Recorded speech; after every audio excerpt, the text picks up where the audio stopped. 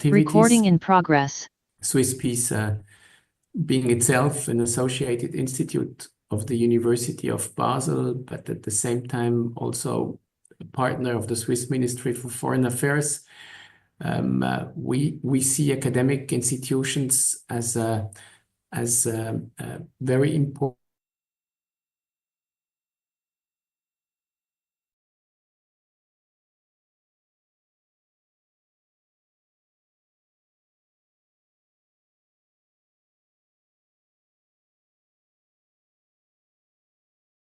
governments. They are also reflecting the future of societies, of countries, because they stand for the education of the young people.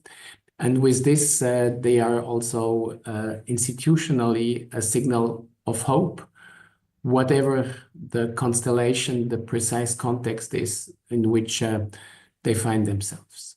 Now coming to the concrete geographical context, for the reasons I've mentioned, Swiss Peace has been working for many years already with universities, both in the West Bank and in Gaza. It has been part of our strategy for a long time already. And we are right now about to start a 5-year project with universities, both in the West Bank and in Gaza, on children's rights, where most of the representatives of this network are also present in the call right now. We have mandated a study on the situation of universities in Gaza, which has been accomplished and which we'll see also as an integral part of our engagement in this field in the years to come. And we see also this cooperation with universities, particularly in Gaza, as an important signal to show that even though all of us or most of us see very often pictures, movies consisting of rubble, universities still exist. They still function, even though not physically in terms of stone, of buildings, but in terms of humans, in terms of networks, and particularly also in terms of ideas and engagement. And we would like to make a point to set an important accent to this still existing and worthwhile engagement of all the people and the institutions linked to them for the future of the society. And with this, we see our engagement as an important part of our strategy, of course, in the education and research field, but also as a means to support the engagement of the respective societies in politics, in development, and hopefully also in peace. And with this, I hope that the endeavor, which is starting now, will lead to concrete results and help strengthen our partners and the objectives which we link to this type of engagement from our side. So thank you very much for having come all together here. Thank you to the organizers. I will unfortunately have to leave soon, but I will be briefed by my colleagues, and I hope we'll have the opportunity to engage and meet also in the future. Thank you. Thank you, Professor. نبدأ برنامجنا اليوم. سنبدأ مع البرزنتيشن من الزميلة دكتور أماني المقادمة. دكتور أماني، نبدأ معك الآن. لدينا 20 دقيقة. تفضلي. يسعد صباحكم. تمام.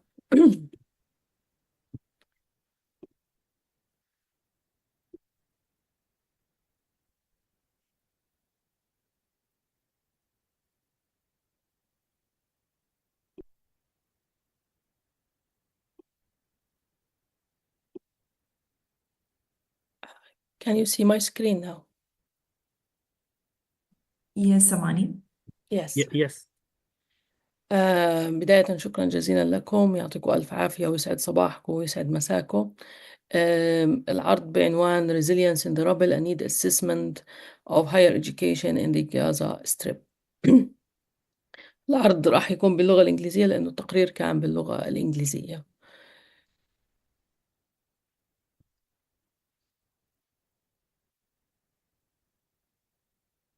The study methodology, we used desk review to analyze the current situation of higher education institutions, and also by addressing published reports, press releases by Palestinian and international organizations, as well as direct contact with universities in the Gaza Strip.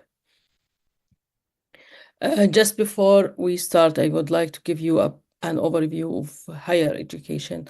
In Gaza, there are 17 higher education institutions. And those 17 are constituted from 6 universities and 5 university colleges, as well as a 6 community college. And this is based on the Ministry of Higher Education last statistics box. There are currently around 88,000 students are enrolled in higher education institutions, where we have around 26,000 who are new students before the start of the war. In terms of employees, we have around 4,800 employees at different tertiary education institutions, and 63 of these institutions are among universities, the 6 biggest universities in Gaza. What is the war impact on higher education? As you can see in different news and press releases, since the start of the war on the 7th of October, there is harm for the whole academic process, and there is a harm to academic staff, there is a harm to students, and there is a harm to the institutions themselves. If we start with the academic staff, more than 105 were killed, and the war left around the 4,800 employees without income, and around more than 1,000 have been arrested, and the majority are now displaced inside and outside Gaza Strip, and they are suffering from trauma and mental health problems. Whereas for the students, we have around the students, based on the statistics as well, which most probably increased, more than 651 have been killed, and more than 1,300 have been injured, and 88,000 were unable to study and being displaced inside and outside Gaza, and they suffer from trauma. And when it comes to the damage to the higher education institutions, we focused, me, Roland, and Martina, the author of this report, on the 6 universities, on the harm of the 6 universities.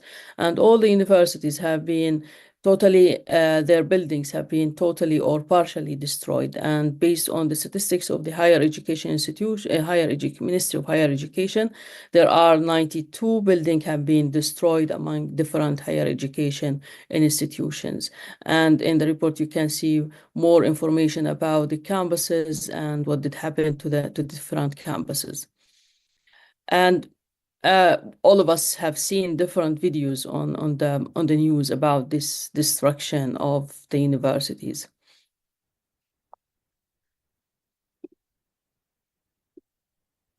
So what was the response of the Palestinian higher education to the crisis? Actually, the universities decided not to be silent, and they managed to absorb the crisis at the first instant, and they started and they announced the restore of their servers and the start of the academic process. And each university will talk more about how they managed to be back to the academic process by their presidents or representatives. And as of May, all universities announced the resumption of educational activities through distance learning tools and online learning platforms. So the question is that higher education could need to continue providing their educational activities or their message to the community. When it comes to the curriculum needs, we need to understand that there are two levels of or different levels of academic studies. For the undergraduate, there is different needs from the postgraduates, and we need to look more with more emphasis on the different parts of the curriculum to understand what is the specific need of each level. For instance, for the undergraduate, there is the theoretical courses that can be delivered online, but there is also another aspect, which is the practical and the placement levels or parts or components. And when it comes to practical and placement, we need there is a need for labs, there is a need for places to get training, like hospitals, schools, and etc. And the dire situation in Gaza, there is currently limited number of hospitals, if there is, and most of them are mobile hospitals. For the schools, there is no schools, there is no educational process there. So these are the needs of them. They need to be trained. Whereas when it comes to the postgraduate, there is the theoretical part that can be done through the online education, but there is also another thing, that the research and the supervision, which need resources and libraries, and all of this is all not available. And to understand or to summarize what we can do for the higher education institutions, we summarized the needs for different aspects of the academic process into interventions. And these interventions, we try to classify these interventions into an immediate need or immediate intervention, intermediate intervention, and the long-term intervention that requires ceasefire before being implemented. But this doesn't mean that we can't do anything now. No, the universities are already started, and we can do a lot to support the universities to continue their educational process. So when it comes to the curriculum component, there is a need for enhancing or supporting the online education through home universities, through supporting them with computers, technical support, internet connectivity, data center. And this can be done, actually. It's not a impossible thing.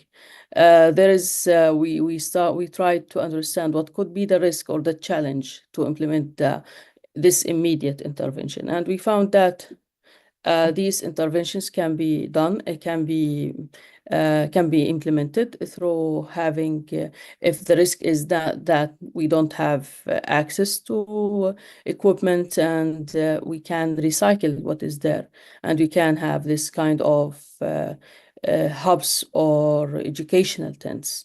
So everything can be implemented, but the need is for the support. When it comes to practical and applied part of the educational process, we can create virtual labs. We can support this is for the students who are engaging online, but there is some students who are out of Gaza, so we can support them with some exchange activities with different partners worldwide. There is the placement and internship. We can provide condensed training in person, and there is also the virtual training and placement. All of this can be implemented, but need is for some resources to be implemented. The research and supervision, we can have some kind of, by our partners or the universities who are interested to support higher education, we can have more partners, and we can have more supervision and co-supervision for the postgraduate studies. We can also enable the purchase some kind of subscriptions, or we can have access to these data centers through the universities through a partnership agreement. When it comes to the students, they are unable to pay their tuition fees, and most of the universities depends mainly on the tuition fees of the students to continue their operation. And as I mentioned before, around 4,800 employees are being without income since the start of the war.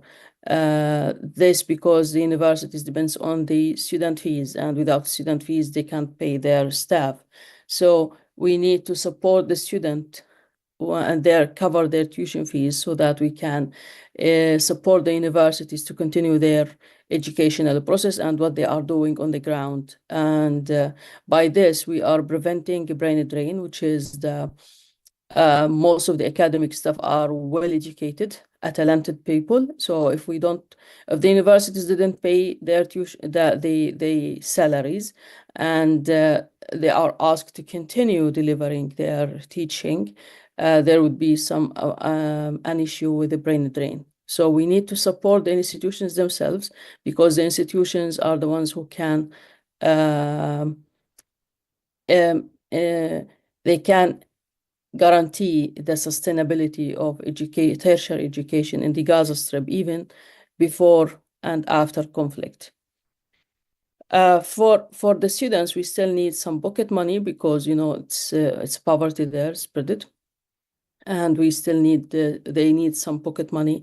They need to have access to study tools. They need to have accessible support for disabled students, because the number of disabled students has increased. When it comes to the staff needs, I know the borders are closed, and this is one of the risks that we have anticipated. So, how we can support the staff when they are still in Gaza? There is something called virtual fellowship for research development and to conduct some community research. By this, we can support the staff with for them to continue their academic activities, and also at the same time they can gain income and contribute to the reconstruction of the Gaza Strip. And there is also some staff who are outside Gaza and those who need some physical fellowships, and also the need for financial support. The graduate needs, there is some graduates or percentage of graduates, because they could not pay their tuition fees since the start of their education. There is an outstanding debt on those graduates, so we can cover those outstanding debts so that the universities can give them their certificates so they can apply for jobs. Because even though the situation is so dire, and there is a lot of people who are out of their work, but there is a need of new jobs now because of the situation, and the ones who can contribute to this are the Palestinian youth. The educational environment and institutions, of course, all the universities have been destroyed physically, and there is a need for reconstruction. But this could be a long-term ambitious for us, because it needs more than 300 millions in terms of infrastructure only. But we can support the educational process through sustaining a cloud archiving of higher education data, because this is a high risk that we lose this data if it is not on the cloud, and we depend only on the local archiving of these. It simply can be bumped. Second thing is to create a national archive that contains all universities' data, and it could be managed by a central body, and this body could be the Ministry of Higher Education or any other body that universities would expect that it will be better for them to have their data there.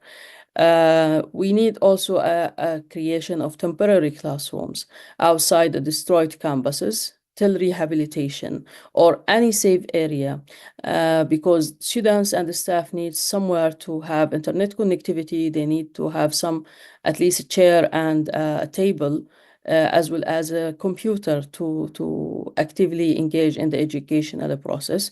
They need electricity. So the solar panel could be a solution. Of course, the rehabilitation of the campuses could be something good after the ceasefire, because it's a long-term activity and will require a huge amount of resources. Last thing is the mental health support. Mental health support is usually overseen and not a lot of attention being given to that. But all Gaza Strip people are now suffering from mental health issue. So there is a need for immediate interventions for those who are still on the ground now, and an intermediate for those who are detained and most probably will be released before ceasefire or in the coming days. Those people are usually coming out of the Israeli detention area or camps, so it's important and essential to provide them with a constructive mental health support programs, and this need like a long-term activity or long-term interventions. This is all what we thought about the interventions needed. And when it comes to what we think, how we can support the resilience of the higher education institutions, we thought that there is a lot of initiatives and a lot of people would like to support, but they don't know where to start or with whom to start. Because as you see, higher education institutions are all destroyed and or all suffer from similar challenges. So the proposed framework is to have the universities and also different higher education institutions to come with each other as a consortium, to constitute some kind of consortiums. And these consortiums, each consortium could serve one of these challenges or one of these needs. Most of the organizations outside are telling us they don't know how to support universities. We don't know with whom to speak. So there is a need at some point with some organizations. There is a need for some intermediary, like UN organizations, as previous examples, and all of this should be coordinated and in support with the Palestinian Ministry of Higher Education and Scientific Research. This is all what we have discussed. Thank you so much for listening, and let me thank my colleagues who were active in writing this report, Roland Titley and Martina Poluti. Thank you so much. Thanks for listening.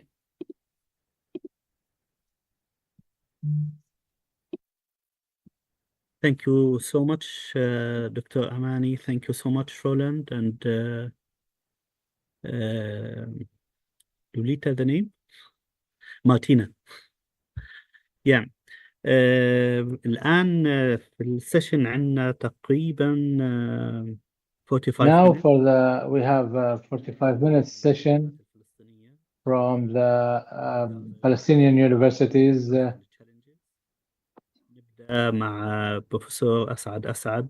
We start with Professor Asad, the president of Islamic University in Gaza.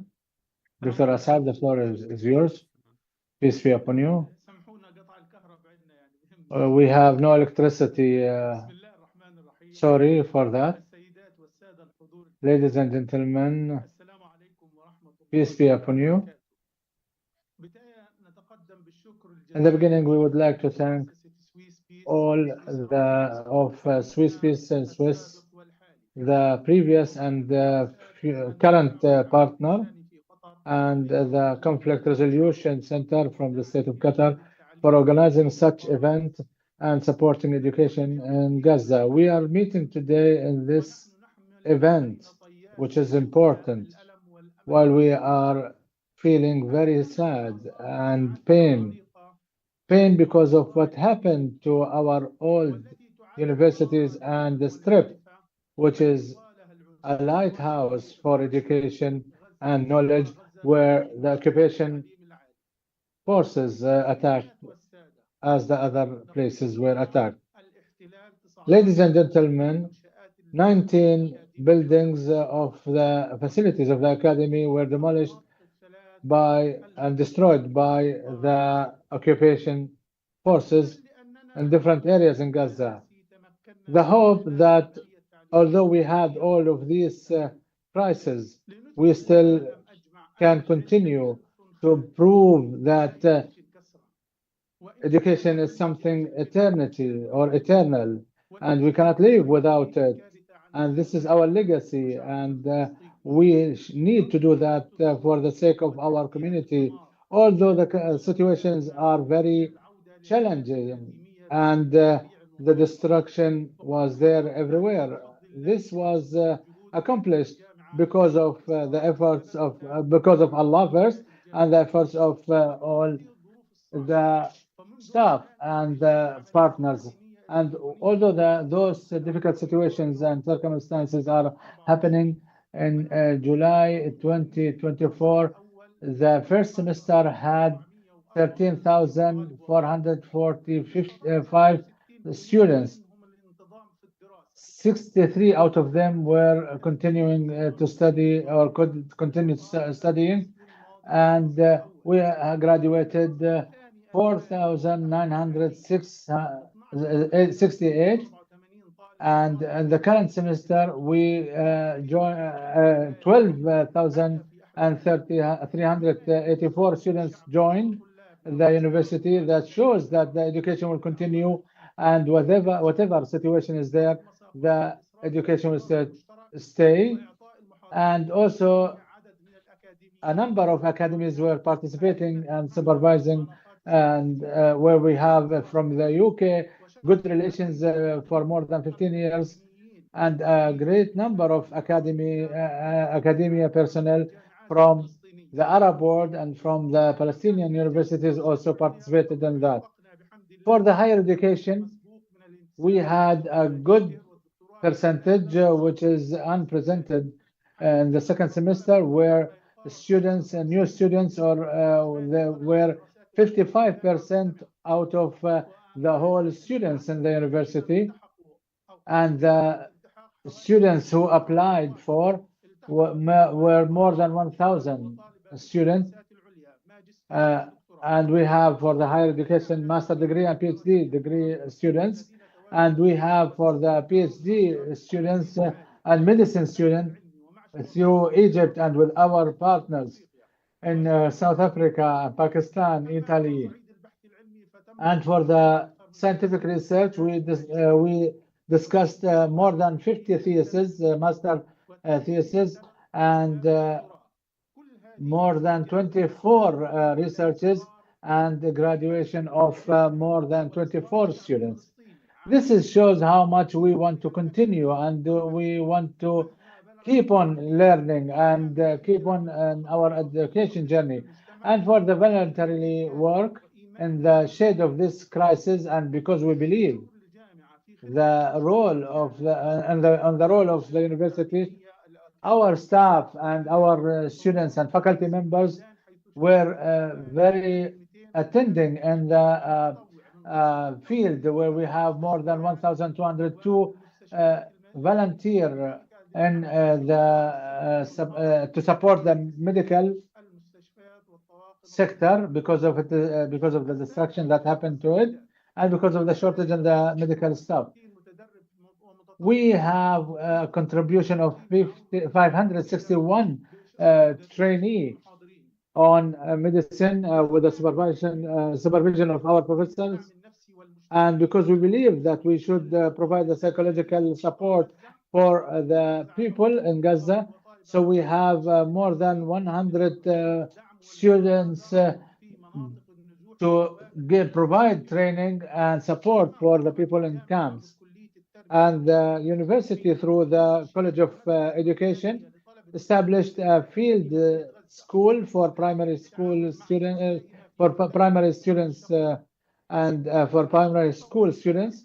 This voluntary work reflects the values that we instill in our children, that education role will not stop on the education facilities, but it's serving the humanitarian aspects, where we have the first winner in the higher education Arab university ranking. We got the first place, and we provided and we got 225 place, ranking 225 in the world as universities. And this is the message to the world, that we are people that we are facing the crisis with education and working and hard working, and the universities of the Gaza especially, and Palestine as a whole. It's not only facilities, they were not only facilities, but it's a methodology, it's a dream that should be met. Thanks to all who made these dreams come true, and thank to all students who made this happen and did not surrender. Ladies and gentlemen, in the end, I invite everybody to work together to support the universities in Palestine, in Gaza especially, as it is the way to go out of this crisis in order for us to be able to continue giving and to face this crisis, which is unprecedented in the current era. And peace be upon you. Thank you very much. Thank you. Thank you, Dr. Asad. Some minutes gives an overview about what's happening, but the time is not enough to speak about all these achievements and the crisis that is happening in Palestine for the universities and the suffering that they had or they have. It's a very painful picture, but as the Palestinian university started, they started with camps and tents, and then in the 90s they developed as buildings, and we hopefully can rebuild those again. We have also Professor Ayman Subah, the president of Al-Aqsa University. Yes, Doctor, God bless you in the name of Allah. All praise goes to Allah, and peace be upon His Prophet Muhammad, his household members, companions.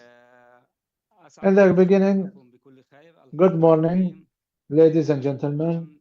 I would like to thank the organizers of this workshop, especially Swiss Peace Institution and the Center of Conflict Resolutions in Doha and Humanitarian Work in Doha, and thanks to all the supporting organizations and the attendees.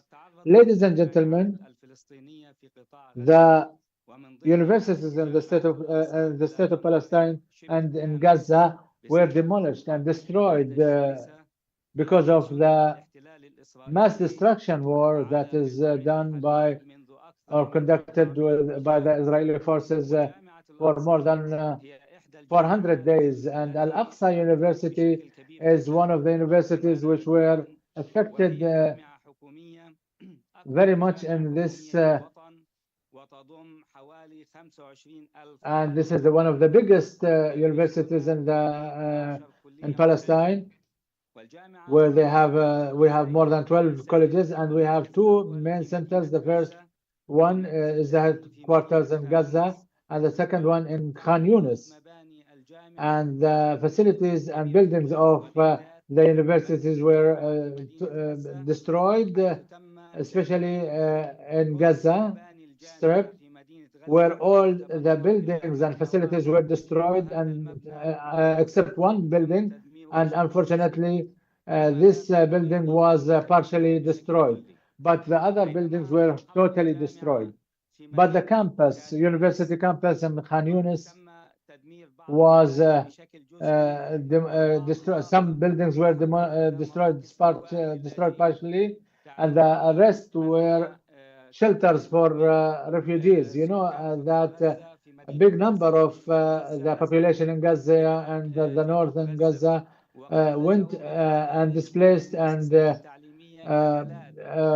immigrated to Gaza, and they went to the university buildings, and the university have no option other than accommodating a big number of the displaced people, and the rest of the rooms and the classes were partially destroyed. And in the university we have 50,000 displaced person in the campus, and a lot of them built camps.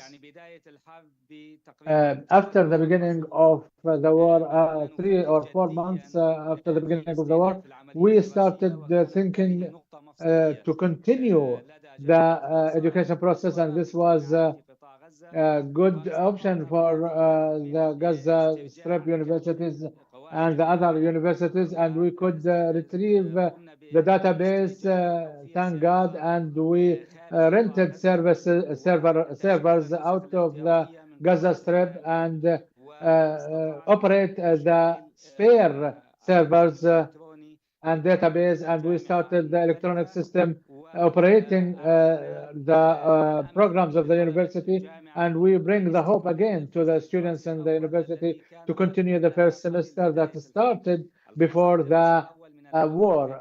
The first semester of 2023-2024 started in September 2023, before the starting of the war, 1 month before the start of the war, and in June 2024, we continued the education process in the E-type or electronic education, remote education for the students who joined in the first semester, and we had the number of students enrolled in the semester one is 23,000 in different programs of the university with a bachelor or master or PhD studies. Around 20,000 of those students could continue the first semester, which ended in September 2024. And after that, immediately we started the admission for the second semester, and now we are about to finalize that. The academic operations and the process is still continuing and developing. And in order for the university to be able to stand up, we need your support in 2 phases. We divide this support in 2 phases. The first phase is the current phase where we are living now, that we provide through services for students through the online education.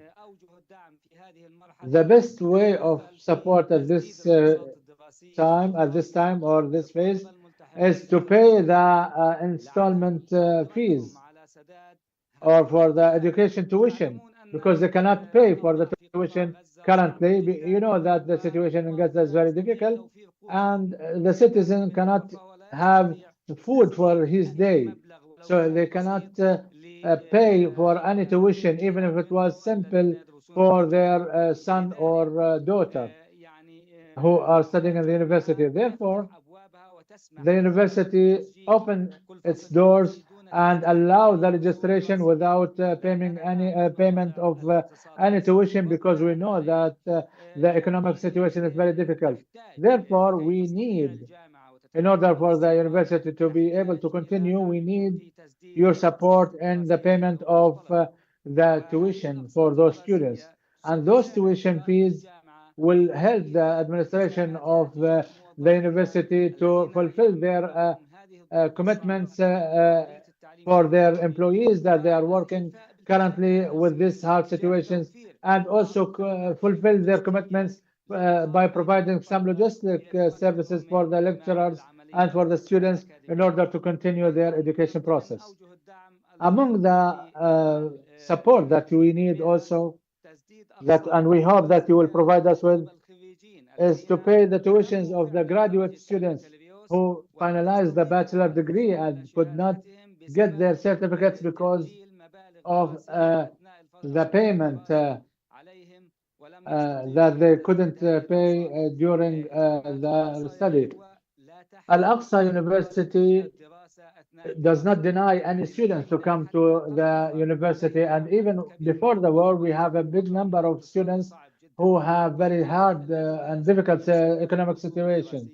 So the students who cannot pay during his study, we defer the payment or postpone the payment, and it might be a big amount of money until they graduate, with the hope that he will be able to pay after the graduation and after the payment of those fees, they will get their certificates. I think Al-Aqsa University and other universities have a big number of certificates which are suspended because of the inability of the students to pay their tuitions. The Palestinian universities depend a lot on the tuitions in order to finance themselves and to meet their needs and commitments. Therefore, we wish from the supporting organizations and the attendees to support the university in payment of these tuitions.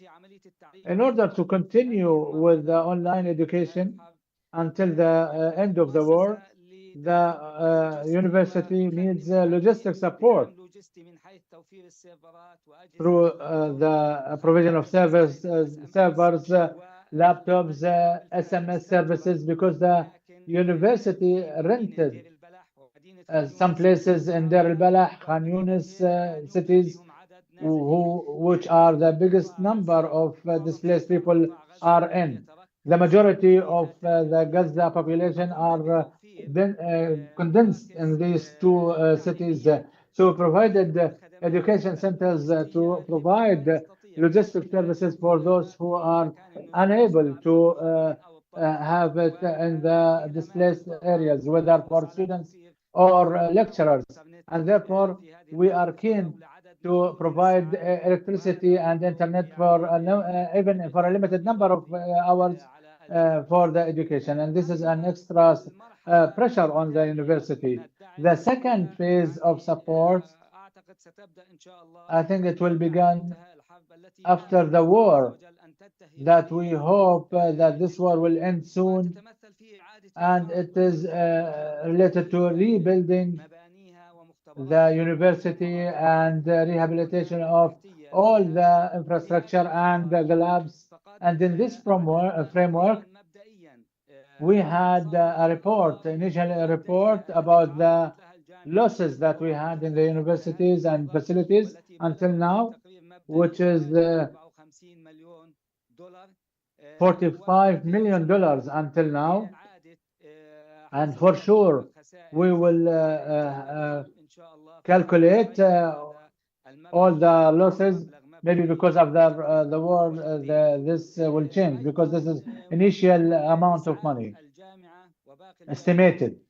And after the war, immediately, maybe we can provide temporary buildings. There are temporary buildings and temporary classrooms that can be provided to the university immediately after the war, until the rebuilding and restoring of the university is completed, because this will take time, as you know. I don't want to take longer. This is very quickly our situation in Al-Aqsa University, and we ask God Almighty to that we will be in a good situation soon, and the war will end soon. Thank you again for your support and for your continuous support. Thank you very much, and peace be upon you. شكرا جزيلا بروفيسور. الآن ننتقل Now إلى بروفيسور we'll give the floor to Professor Ahmed Bousha'ban, Dean of Faculty of Agriculture at Al-Azhar University. السلام عليكم الله يعطيكم العافية. Peace on you. I'm sorry, actually I was told that the presentation would be in English, so I just prepared my presentation in English. I hope you can see it right now. So thank you very much. Starting appreciating all the efforts to organize this important event. It's really essential to talk about higher education at this time, because we are really in a critical situation, and maybe I will just focus a little bit about some general perspective about higher education in Gaza and urgent needs, presenting also Al-Azhar University as a a very good model for destruction, but also for resilience. It's really a distinguished resilience model that was presented by Al-Azhar University Gaza. And of course, the other universities that can be actually a model for even international academic institutions.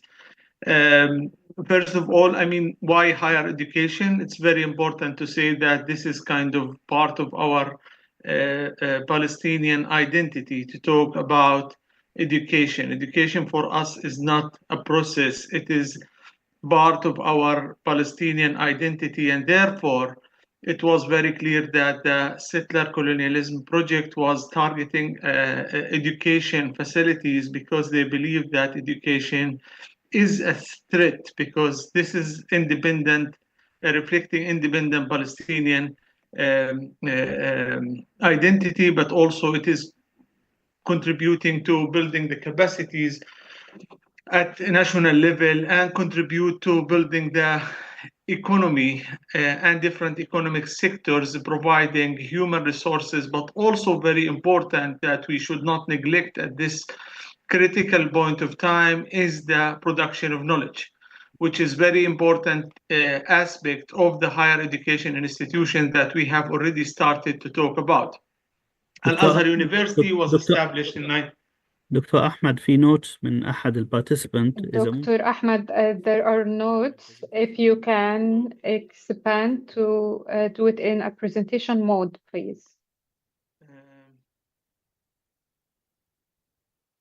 trying to do this, but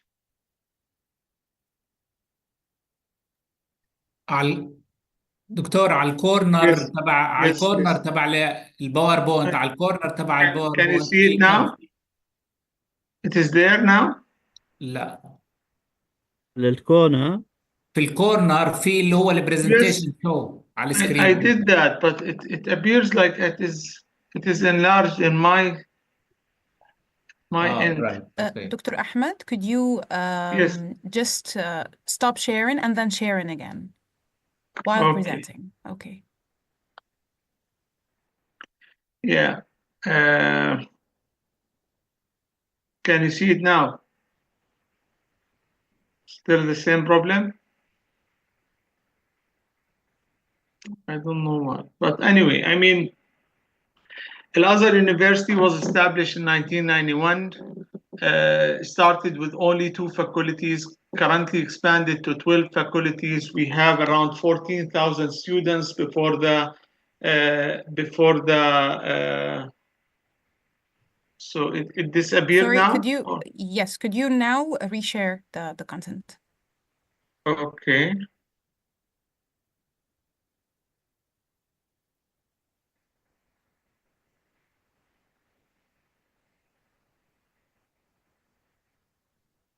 Now?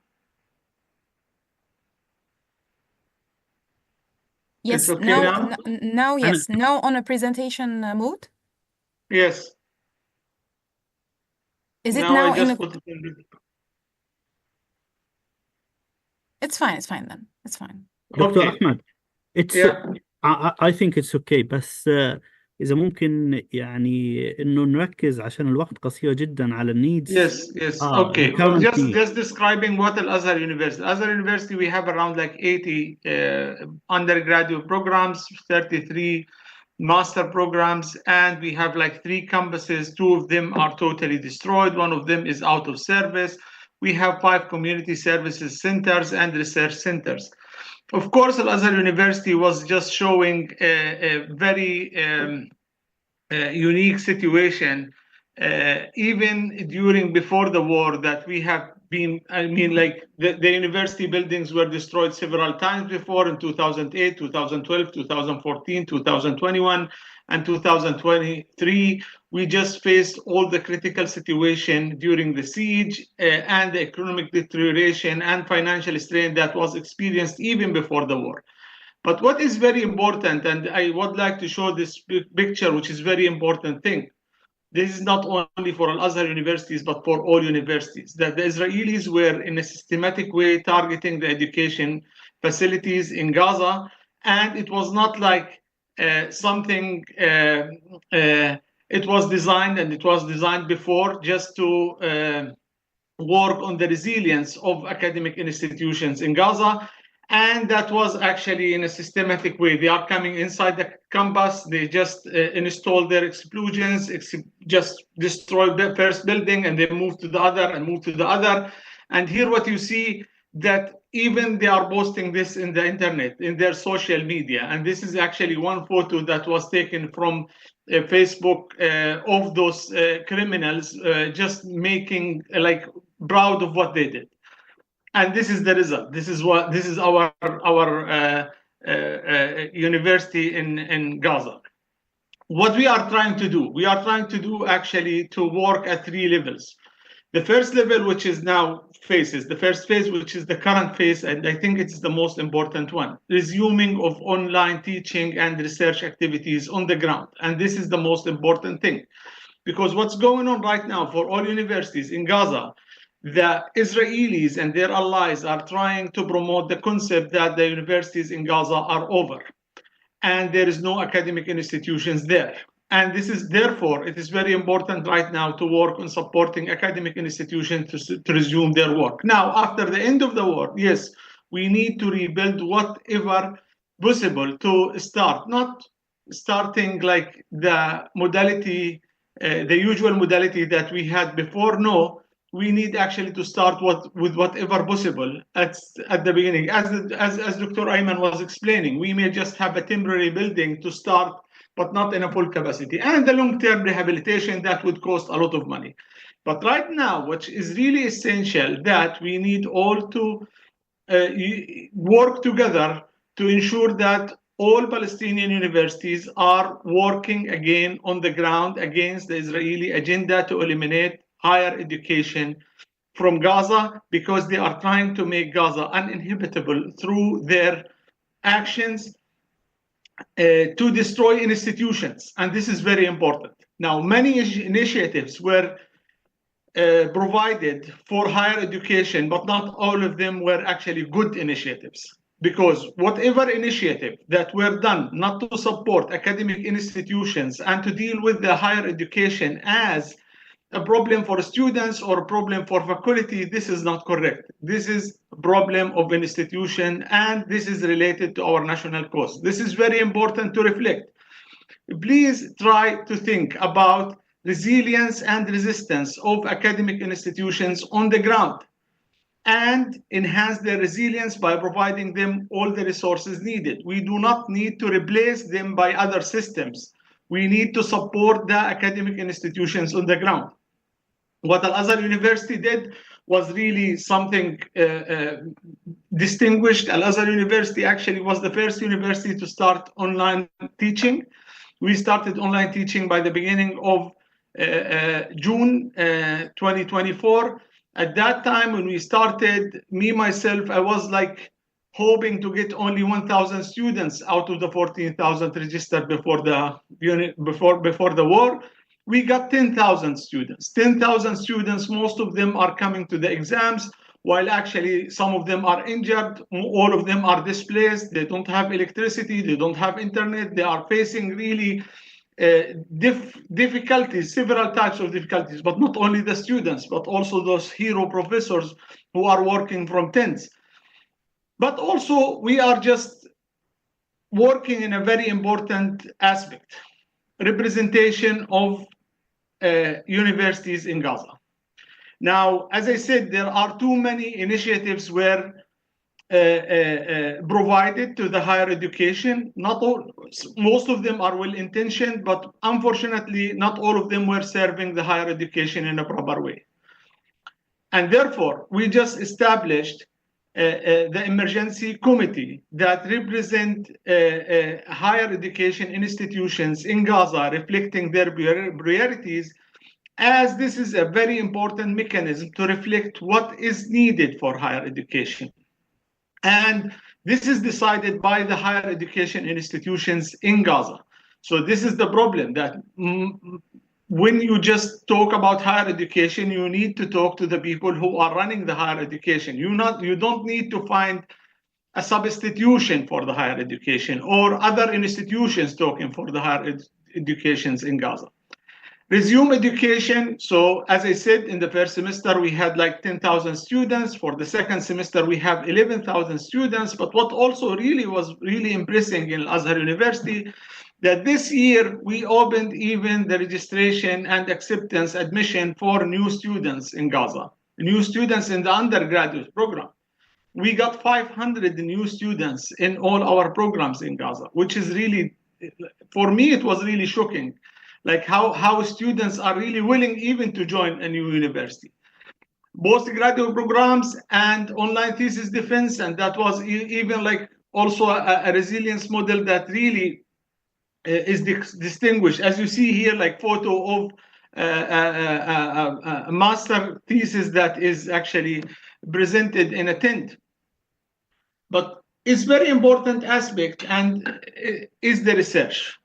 Because what are universities? Universities are not only teaching institutions, they are research institutions. And this is very important. And we have been working on this because of two things. We have two missions, and this is ethical national missions of the universities. The first mission is to produce knowledge to reflect the atrocities and the crimes of the Israelis committed on the ground through scientific research in all fields. Talking about engineering, talking about medical health, talking about food system, environment, we need to reflect this crisis and the atrocities committed by those criminals on the ground through scientific research in cooperation with international academic institutions. This is first.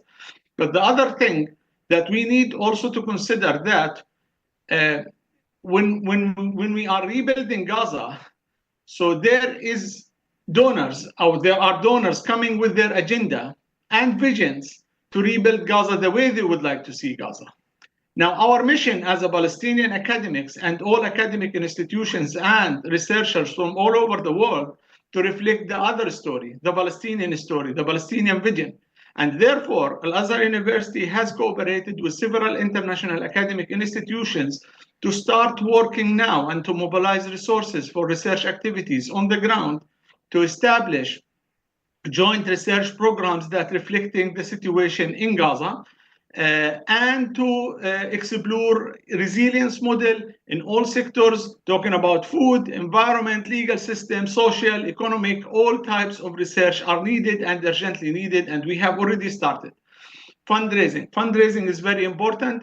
We have started with the emergency committee and we established a SNAD program that is supported by Ta'awun Association, and this program actually to support scholarship to pay the fees, tuition fees for Palestinian students on the ground. So this is already existing channel to approach how to support academic institutions in Gaza. This is, you are supporting the hope for the students, but also you are supporting academic institution resilience, and you are supporting the even the resilience of higher education system in Gaza. Now, this is actually what is needed from financial point of view from Al-Azhar University.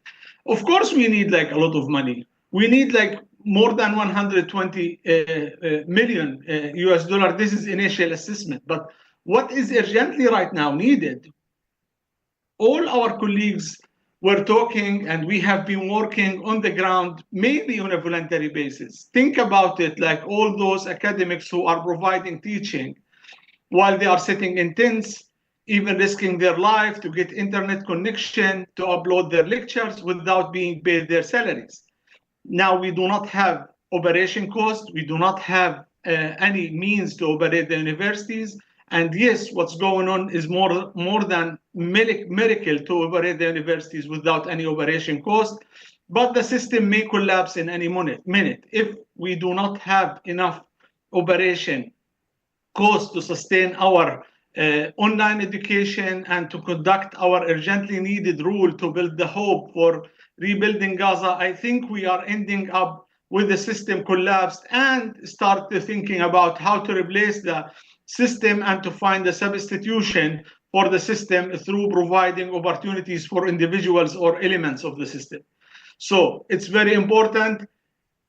key principles: support the institutions and their resilience, try to provide them with whatever resources to support them through financial support, supporting shifting to distance learning modalities, because our education policy was not designed from the origin to be online. دكتور أحمد لو سمحت، Yes, يعني التايمينج that's it. I mean, like يعني just to be volunteer fair teaching. to my other Yeah, colleagues. thank you very much. Thank you very much. I mean, like, but also just keep advocating for higher education institutions and supporting them. Thank you very much. Thank you so much, Professor. الآن المداخلة لزميلنا بروفيسور علاء. Now we have an intervention from Professor Ala Matar, University President of Al-Isra University.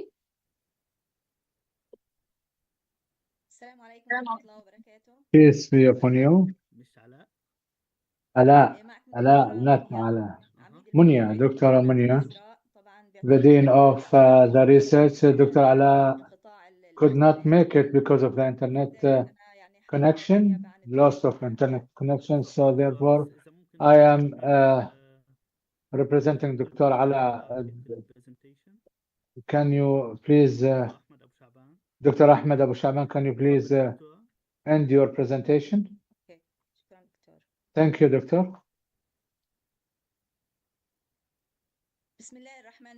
In the name of Allah, and peace be upon Prophet Muhammad sallallahu alaihi wasallam and his household members and companions. Mr. Ghassan Kahlout, the Director of Conflict and Conflict Resolutions, and Mr. The President of Swiss Peace, and ladies and gentlemen from organizations, humanitarian organizations, peace be upon you. We would like to welcome you in this symposium that is conducted by Center for Conflict and Humanitarian Studies, and I would like to convey the thanks of Dr. Ala Muhammad Matar. While the internet connection did not allow him to participate in the beginning, we pray God Almighty for the soon settlement of the situation and freedom for those who are arrested, and that their efforts will be crowned by freedom and independence, and also living in peace. Al-Isra University, who have successful efforts done, was successful in the slogan that they hold, the change towards better. And we look at the vision for the education and research on the national level and international level to contribute in the development and advancement. And the university got a number of colleges and specialties and majors from the Ministry of Education in master degree, bachelor degree, and PhD degree. And in their journey, they got the quality certificates in the quality and ISO 19001. And it shows the research also excellence in the publication that they provide for international journals, and also the seeking of among which the University of Isra magazine that is provided in the internet with their development and processes, and also the advancement that is achieving locally and internationally. And we got a number of memberships internationally. The Isra University have an environment that is provided by different facilities in the Gaza Strip, which were destroyed intentionally by the occupation forces. And as you can see in video, that they are proud of destroying Al-Zahra University, Al-Zahra building, which have big capabilities that provides outstanding education for the students. And they destroyed also Al-Isra Medical College that was established for the medical services, and it have 5 main buildings Al-Zahra Hospital, the dental hospital, the factory of pharmaceutic medicines, and also the rehabilitation building. And the forces destroyed the Zahra University after providing, or the Zahra building after occupying the Gaza Strip, especially for those who are having chronological diseases because of the also the expensive medicine services that started this year in the October 2023, where we started receiving the students of medicine for the first year. The pedagogy in the university is excellent, where we have laboratory labs that are equipped with the faculty members who are excellent, and also with the curriculum and textbooks, and also the electronic and non-electronic books. But unfortunately, the forces, the occupation forces, destroyed everything and destroyed all the modern capabilities and the labs and libraries that we have, in addition of killing a number of faculty members and students, and the genocide war that is done by or conducted by the occupation forces. And because we believe on moral responsibility and social responsibility to provide higher education for everybody, especially for those who are in need, so they provide a scholarship.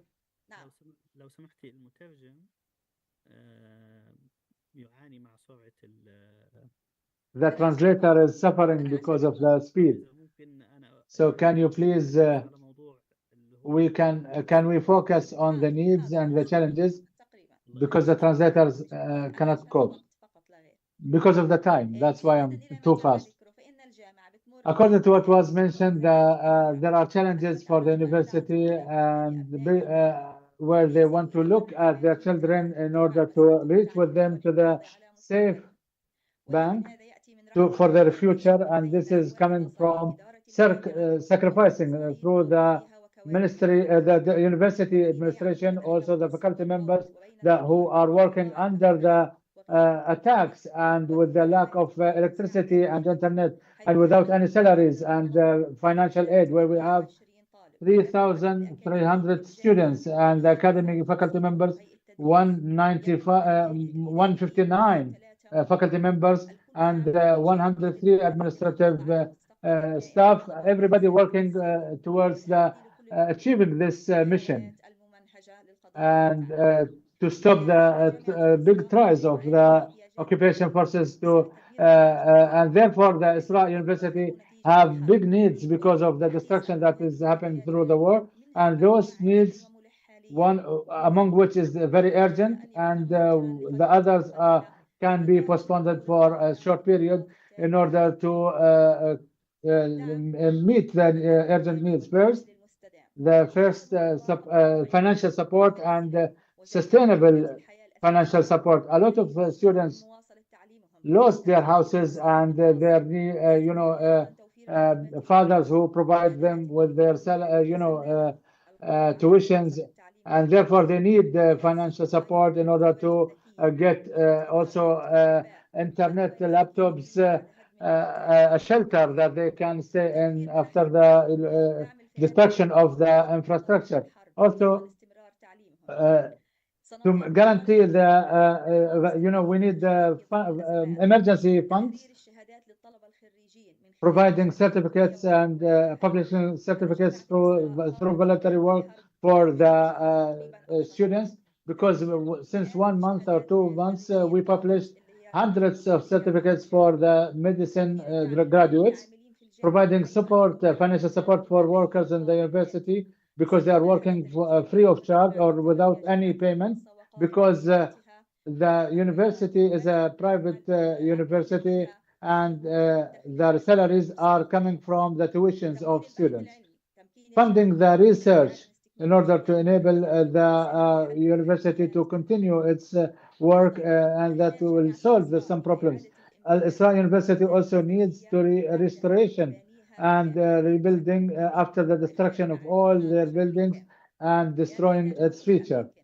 We need places which are equipped with the electronic infrastructure for the workers and for the administration staff, and rebuilding the facilities, even those which were destroyed partially, and providing the labs with the technology tools and the computers and the other tools that are needed for the research.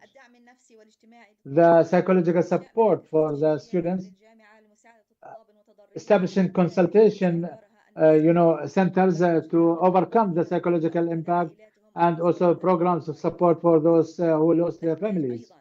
We need also international partnership and cooperation, academic cooperation with international organizations to be providing academic support and also technical support, also to open new horizons for education and provide training for the students to continue their journey, establishing common projects for creative services that will serve students in Gaza, financing the restoring of the and sustainable development. I don't want to take longer from your time. This is the needs that need the immediate response and coordinated response from the humanitarian organizations and institutions and international educational institutions to guarantee the continue of the education process with all those hard circumstances. Higher education helps people to be resilient. I reiterate my thanks to the organizers of this symposium to support the higher education in our country, our beloved country, and we call on everybody to support us.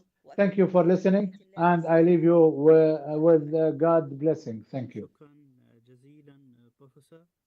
Thank you, Professor. We have Professor Nadine Abu Shaban,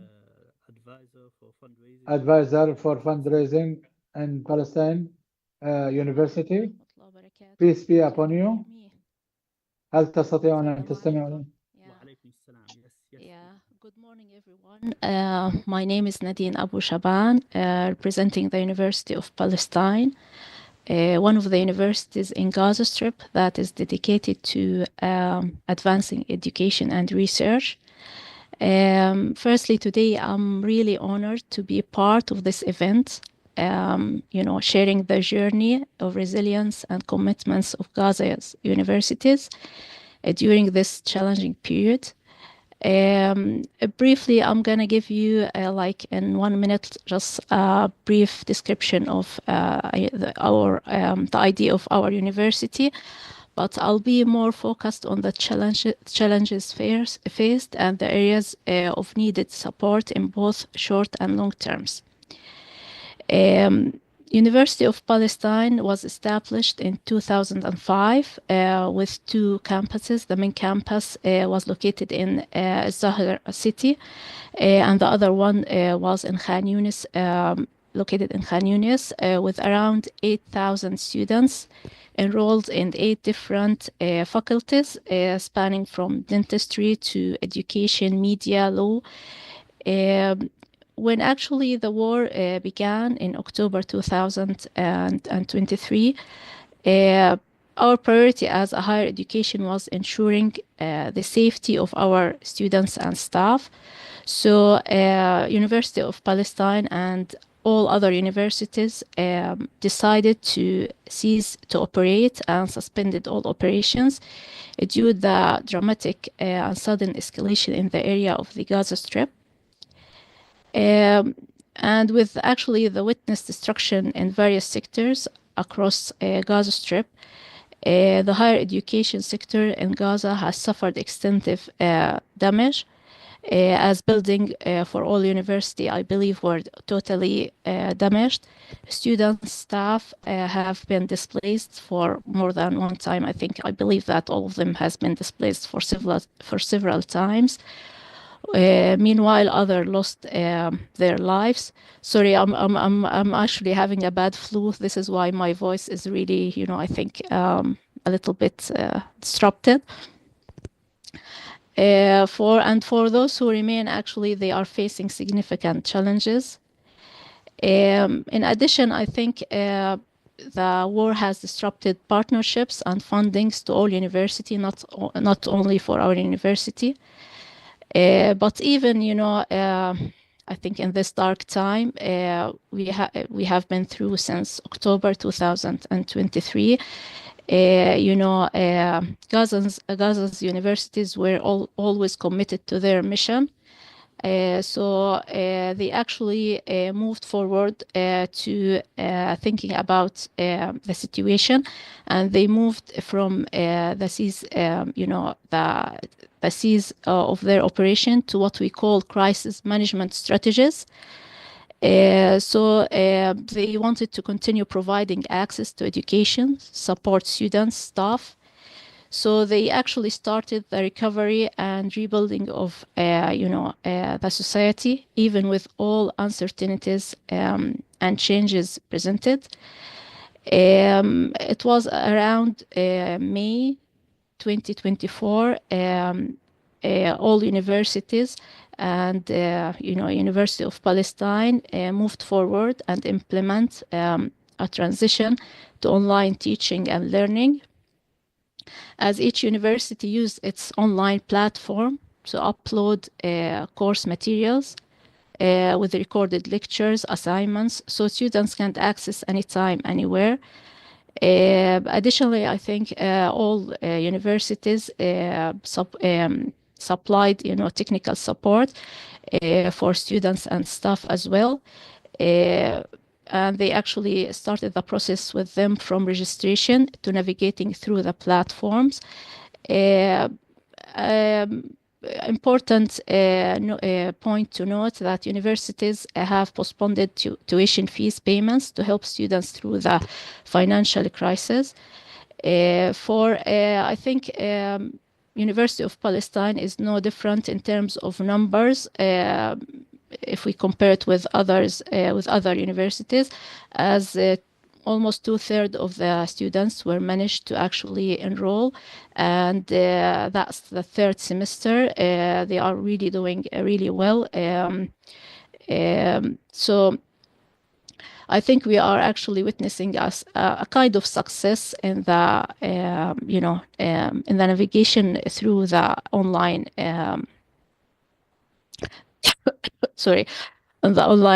process. So to do actually so, I think I'm going to now focus on the challenges, because that's what we have to actually look into. Some of these challenges we've actually managed to, go around it somehow, and some still we need some support, through the process. So the first challenge I'm going to talk about, which is actually applied to all universities, not only for University of Palestine. The first challenge was the physical infrastructure challenge, which is actually obviously the destruction of all facilities. So all universities experience the destruction of buildings, classrooms, laboratories, and libraries, and all facilities related to the universities. So they actually, universities moved to temporary offices and working places to actually try and provide technical support. It's actually I think with basic needs, they still need some support in that area, but I think they've actually managed to do the job through these temporary places. Data recovery was actually another challenge, because such data includes critical academic, administrative, and financial data, which if it has been lost due to physical destruction. With the hard work, all university, I believe they managed to recover the critical data through backups and servers. We've got another challenge, which is an ongoing challenge, is power and internet problems, as with continuous power cuts due to the damage in electrical grids, makes it really nearly impossible to maintain the required operations and running the digital learning platforms. So for power and internet problems, university managed to rely most of the times on generators and limited solar power, but fuel shortage is a continuous problem. So in this area, I think we need some support.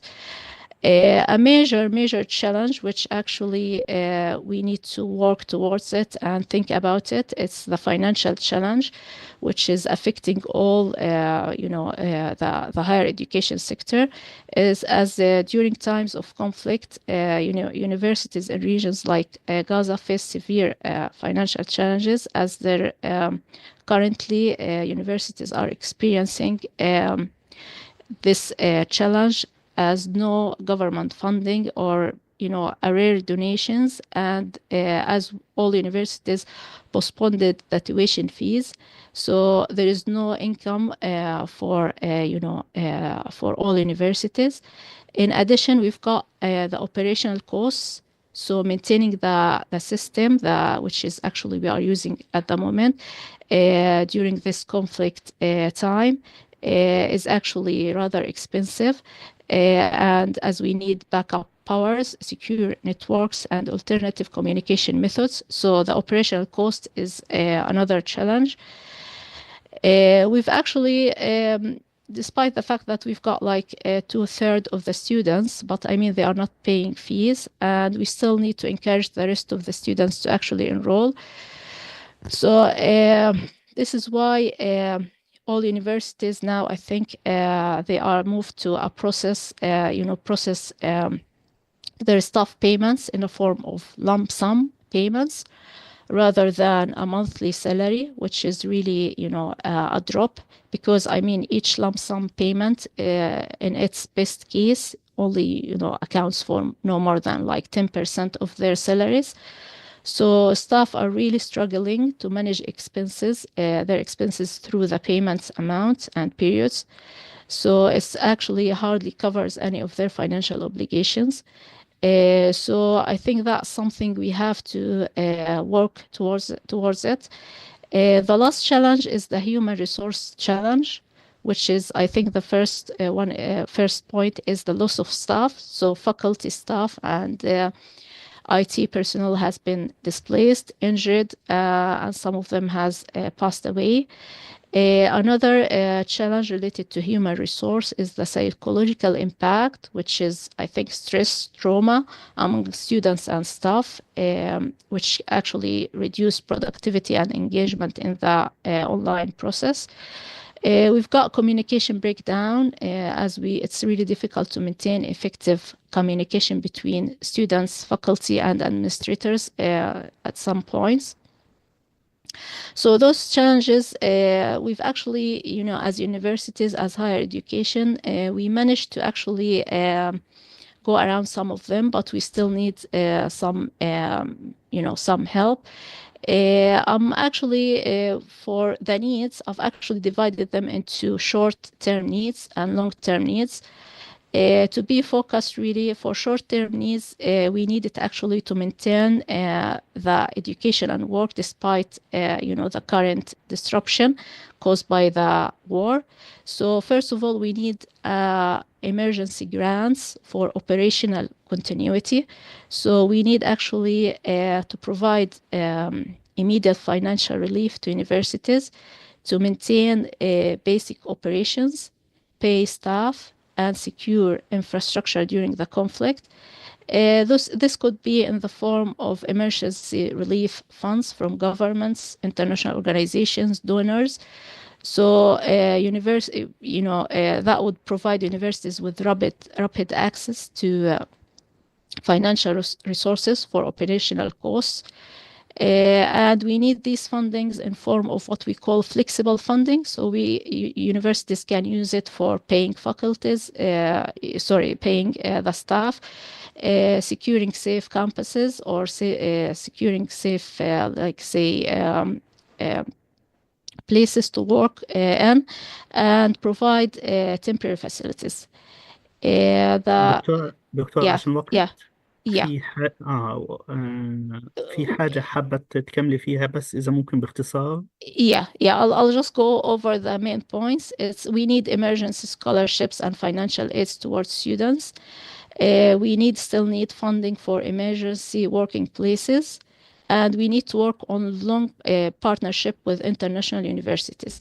Meanwhile, for long-term sustainability, I think we need a strategic institutional recovery plan, so we could actually try and after post-war recovery funds, try and secure some of these funds, so we will be able to actually rebuild the infrastructure of the universities. A main point which I really want to make an emphasis is the psychological support for students and staff after the war, because I think we have to set special services for students and staff to help them cope with trauma, stresses, violence, and uncertainty. At the end, I guess with these challenges and needs, our journey is really far from over.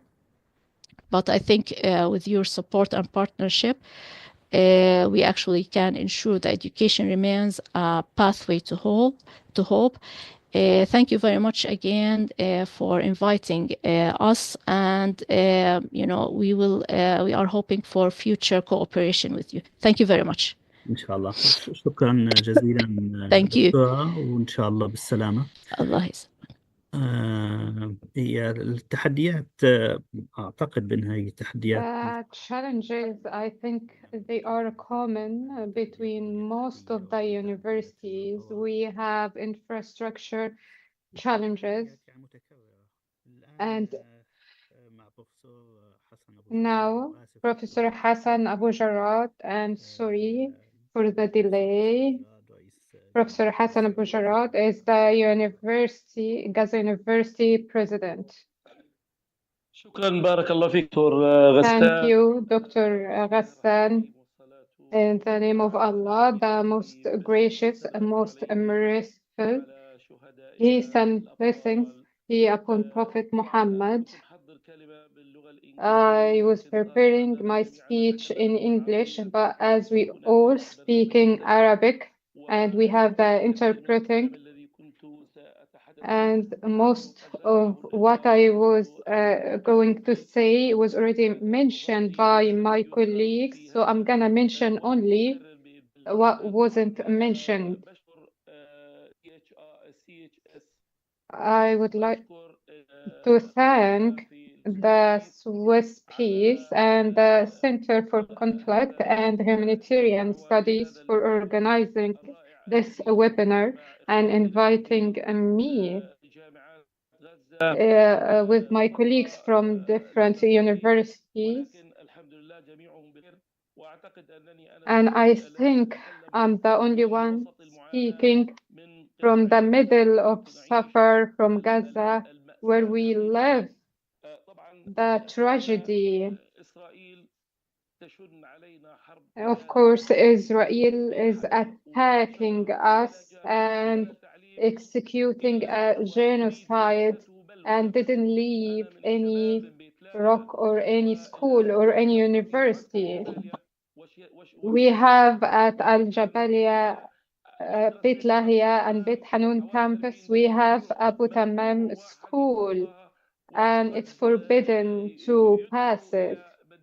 And this we will not be having any Palestinian people in the northern Gaza. Unfortunately, in Gaza University, we've missed all our campuses. We have a campus in Khan Yunis that was destroyed, and another building for the medical faculties beside Palestine University at Al-Zahra area also was destroyed. Furthermore, there was a main building at 8th Street. We don't know what's its status because it's now on the line between Gaza and the isolated area. The northern campus was totally destroyed. We left with no chair, no table, no computer, nothing. So physical universities are no longer performing, and now we are using the electronic and online distant learning. I didn't mention our programs. We have 5 MA programs and other bachelor degrees, and I can send all of those programs to add it to your data. However, Miss Amani Al-Maqadma spoke about everything and all the suffering. Now we reiterate what she has mentioned. I share my colleagues' positions. All of our universities, whether governmental or private, are authorized and licensed by the Ministry of Higher Education, and we have 1 or 2 meetings with the Minister of Higher Education. As my colleagues have mentioned, we started the e-learning platform. 75% of Gaza University students completed the first semester of 2023-2024. And by next week, we will start with the examination of the second semester. And by mid of January, we will start the semester of 2024-2025. There are many challenges for our students and academic staff. As you may know, that all of the people in Gaza live in tents and isolated areas where there is no internet or electricity. We have tried موقع أو موقعين للجامعة to establish 1 or 2 locations and equip them with the solar systems, tables, tents, but unfortunately, the Israeli forces request immediate evacuation of those areas, and after 3 days, we found nothing from the facilities. They stolen by the people to buy flour and life essentials. We live a huge famine in Gaza. Now, people don't care about education. They need to afford their life essentials. The 1 kilogram of flour sold for 700 Palestinian shekels, and 3 women died yesterday due to the pushing for getting the bread. And even though we at the university and in the tents are offering all the electronic educational services, I can do a report, but I don't have any laptop. We have only 3 devices, and we cannot find any seller to buy laptops. So, I provided those laptops for the academic affairs and the academic staff. The university servers were saved and stored on cloud services, and we haven't lost any information related to any student, and we have all their information at the Ministry of Education. Here if we ask about laptops or any devices, there was an institution that donated for $1 million to equip different educational devices, laptops, and they couldn't enter it into Gaza. And we couldn't reach those facilities and tools. My colleagues have mentioned the reconstruction and the buildings. I think we talked very much ahead, because in this webinar, we can only in 24 hours have this webinar again, as long as we have the HCR and the Swiss Peace, and we have Dr. Ghassan and Amen. We can meet again, but today we need to have our joint efforts to pay the students' fees and to be able to pay for the academic staff. Yesterday, I met one of our colleagues and asked him about the salary. He told me every 3 months he received 300 shekels. Every meal we have at home, we need 200 shekels. So paying 800 shekels, that means 3 meals. So I extend my thanks and gratitude for my staff, the 4,500 staff, because they are dealing in critical situations thanks to their resilience. I beg the whole world to help us and paying the students' fees so we can pay the academic staff to cover their operational expenses. Furthermore, I would like to say and use this platform and to ask Swiss peace to witness that they are destroying our universities. By your names, I challenge anyone in the world and all of our material presented online, and they are saying we are using our educational institutes to incite against Israel. We have built the whole world, the Arab area and the Gulf area.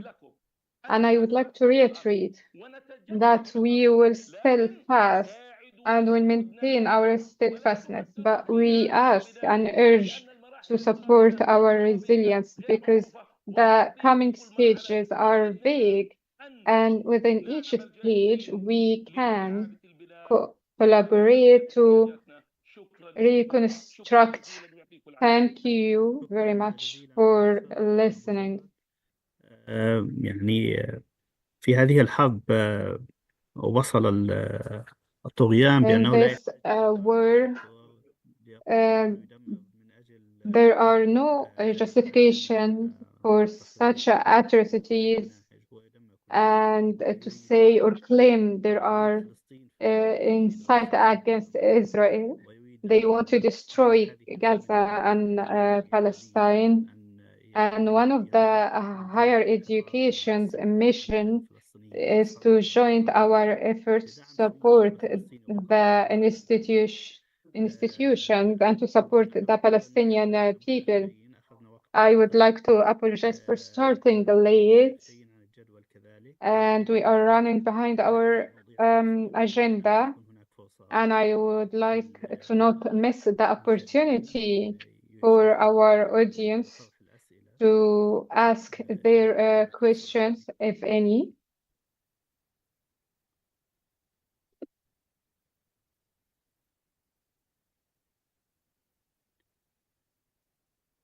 هناك تعليق هنا. There is one comment. From healthcare graduate to rebate their certificate and prevent them from joining the workforce, which is very short of personnel. هذه ملحوظة. العاملين في المجال الصحي أو المخرجين الذين لم يحصلوا على شهاداتهم ويريدون أن يحصلوا على شهاداتهم، أعتقد أن الملحوظة تقول بأنه علينا أن نحاول. The comment is saying to try paying the fees as the medical sector is suffering from the lack of resources right now. There are no questions here, and no one raising their hands to ask questions. So shall I ask a question? I think the major destruction of the Palestinian universities call us to think outside the box and be creative. And I think what we have heard that there are some universities started to use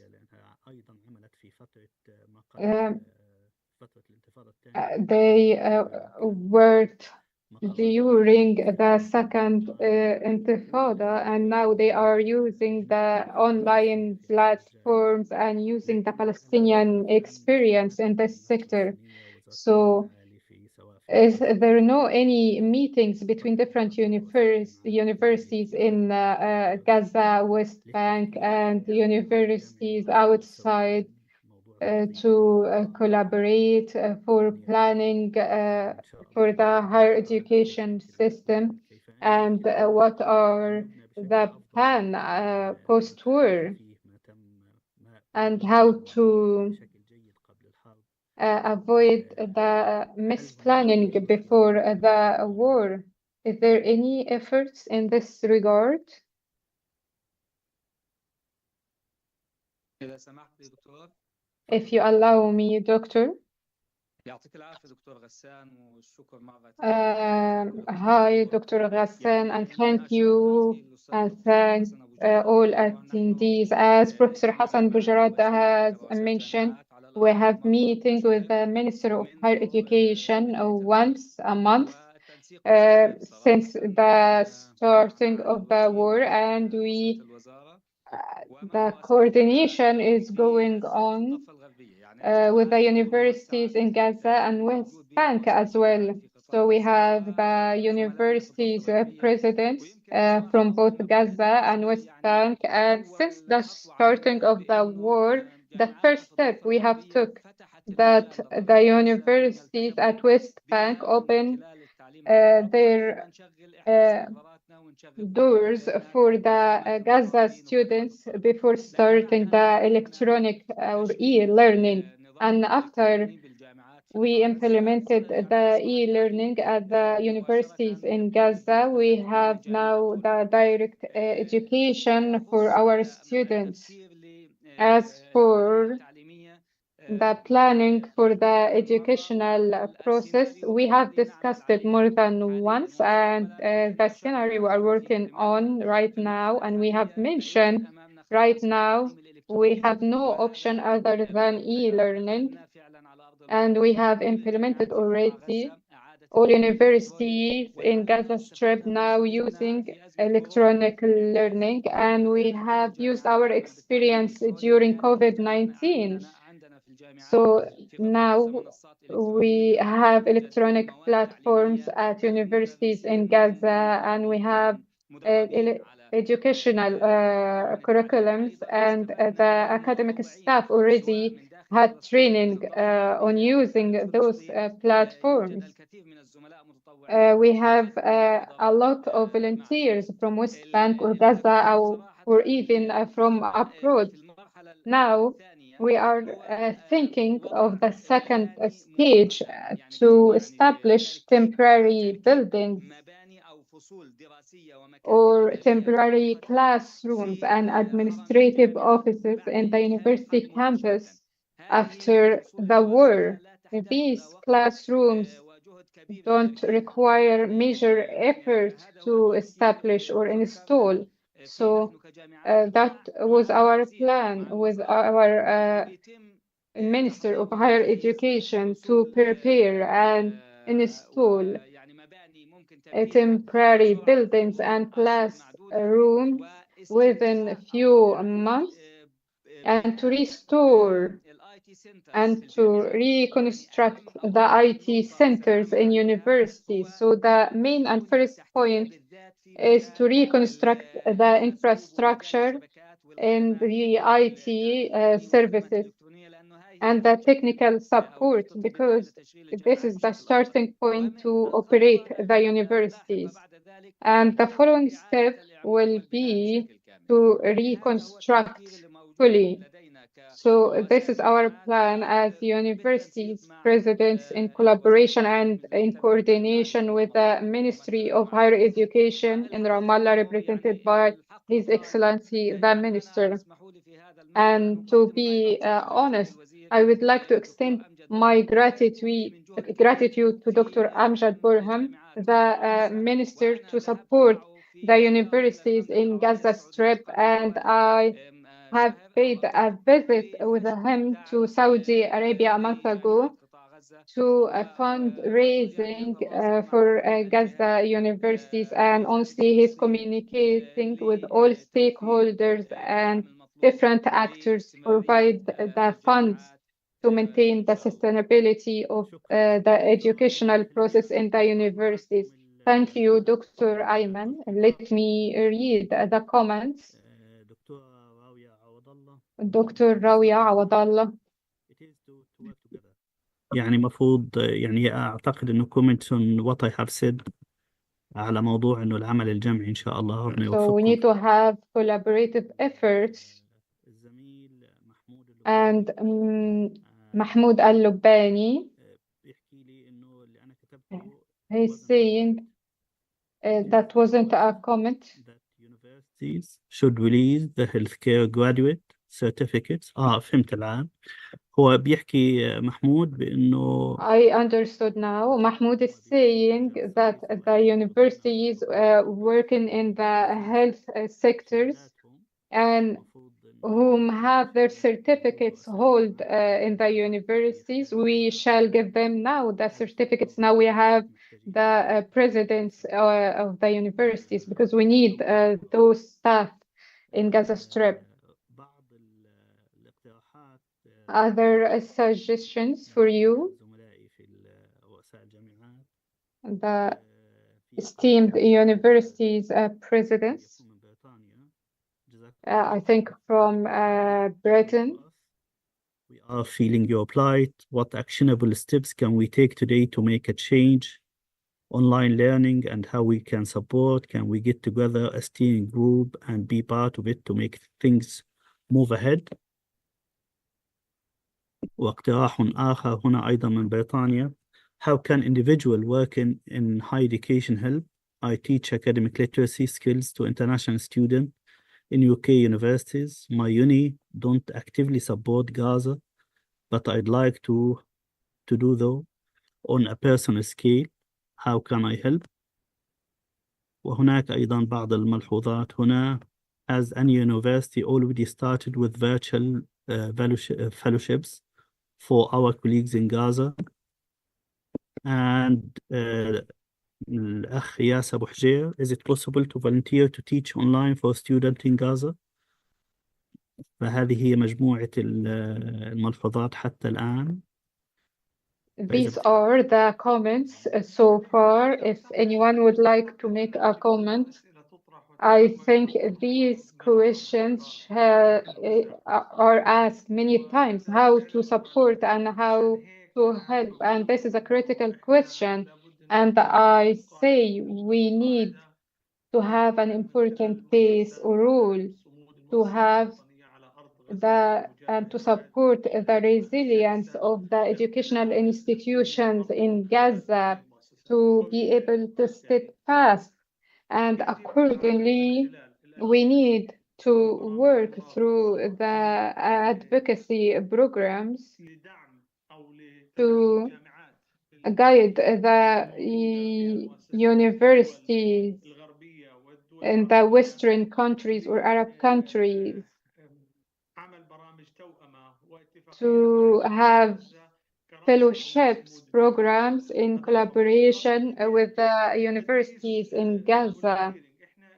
For the volunteering teaching, we have received thousands of requests from colleagues that want to teach in Gaza universities. But today we are about to establish a platform that has a database for anyone who wish to volunteer. And this database will be used at universities. One of the challenges we face is the human resources issue. You find a university that has no one administrator, so the dean is the one who wears many responsibilities and takes many responsibilities. So you lose many resources. So today we are working through the emergency committee to have a database for all the volunteers from all over the world for those who wish to teach and to categorize their resumes and to make it available for all universities in Gaza. That will be an important resource. I always say to the academic staff that the scientific research and resources allocation to have a common research with our academic staff. Now our academic staff lives in tents and have limited resources, and we cannot pay them their salaries. So we need, and I feel in much pain saying that some of them now are selling materials in markets to gain some sort of income. So when we have common or shared projects for scientific research and to provide funds in collaborating with other institutions to pay their income so they can perform the needed research regardless of your domain, economy, politics, social studies. You can do a research in collaboration with universities in Gaza. This is important aspect we need to work on. Also, there is another important aspect, which is the fund. All of our initiatives we are doing right now without adequate funding to operate those universities will not be maintained and will discontinue. So to have channels, specific channels with the universities to try to settle the students' fees is very important. So we have a SNAD program that receive funds from organizations and individuals, and we can share its link. As an individual, I would like to add the Palestinian universities are not expensive. Al-Azhar University with 12 faculties and 18 bachelor degrees and all the research centers, its operational cost is not more than 20,000 US dollars annually. So the student fees average is less than $2,000 annually. So you can secure the student's future and support the resilience and to pay for your academic staff and to provide doctors, nurses we need to reconstruct Gaza. So any fund we receive, we need it, and it has a huge effect. You secure and save a student, a teacher or lecturer, and an organization. Doctor, I have other remarks and comments, but I think if I may suggest to have expanded discussion for this topic, so I would suggest,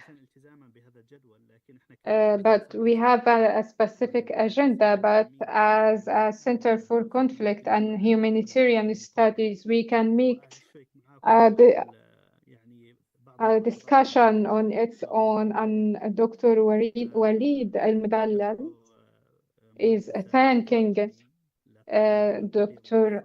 Amani for her detailed presentation and suggesting a good idea actually for future consideration to integrate similar departments between universities to cutting costs and use the other cost for reconstruction efforts to have a more organized coordination between different universities. Other comments or remarks, most of the needs or challenges are similar, but it doesn't reflect the security procedures. We need to work on creating hope for the youth. This is from Amar Rudwan. The decision maker and the university, they are present. I believe so. هل رؤساء الجامعات دكتورة President Sophie, as says, I expect that university presidents can make the decisions in universities. I don't want to take a longer time, so I wasn't supposed to moderate the session, but I was really happy to participate. There are a lot of names that I know long time back, and we were colleagues whether at the time that I worked in the Islamic universities. Before that and after that, I was really happy, and we conclude this session now. And my colleague, Nuaim Rabban, will be with you after the break. Thank you very much, and peace be upon you. You can start before the break. Thank you, Dr. Hassan. If you allow me to apologize in the participation. I'm in Canada now, and unfortunately, there was a misunderstanding. I thought that the session is tomorrow, not today.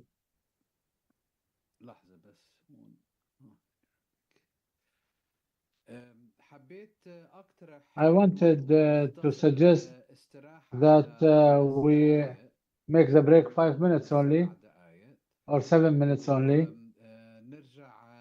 and come back for the session on after on or at 1:20, 20 past 1. Thank you, Dr. Mayin. There is a question. Is there any bank account to have financial transfer? If there are a possibility, yes, yes, this topic, there was a general concern about transferring the money to the universities, but today we have a channel, internationally acknowledged, and have no problem through the Cooperation Institute and the program of supporting universities. Its name is ISNAD. If you find ISNAD is a program that you can enter, and there is a link for donation. Any payment will go directly to the tuition fees for students in Gaza, and it's shared now. Dr. Ghassan, if you allow me, I agree with Dr. Ahmed that we worked hard in the 4 or 5 months to find official channel, and that will have no barriers, technical barriers to send the tuition to the universities in Gaza through the Cooperation Institute and ISNAD program, as Dr. Ahmed said. And also there are other programs sponsored by the Ministry of Education and Higher Education in Ramallah, because this is the umbrella of the universities in Palestine. If you want, you can also, through the Ministry of the Education and Higher Education in Ramallah, because they opened some doors for the Palestinian universities, and there is a program which is ready, a SNAD program, through the Cooperation Institute that was mentioned by Dr. Ahmed Abu Shaban. Thank you, Doctor. And it's there on the chat, and for those who can see it later, it's through the Cooperation Organization, SNAD. Thank you very much. Wish you all the best. Peace be upon you. وشكرا دكتور غسان وإن شاء Thank you, الله Dr. Ghassan, and we'll continue after 4 minutes.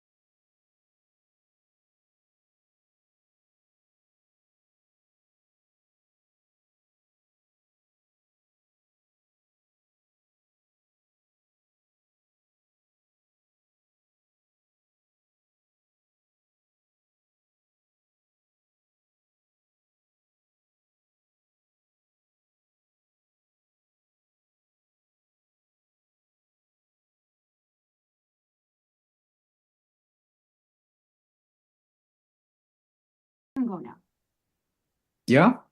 Yep. Okay.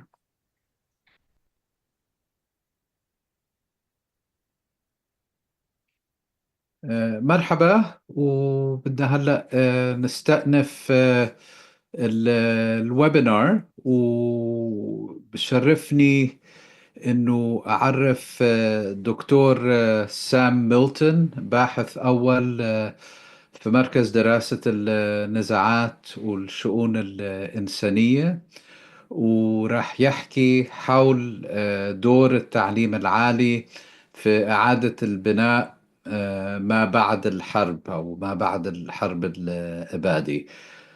Sam, the floor is all yours. Okay, thank you, Muin. Today I If you will could talk turn on about- your camera, please.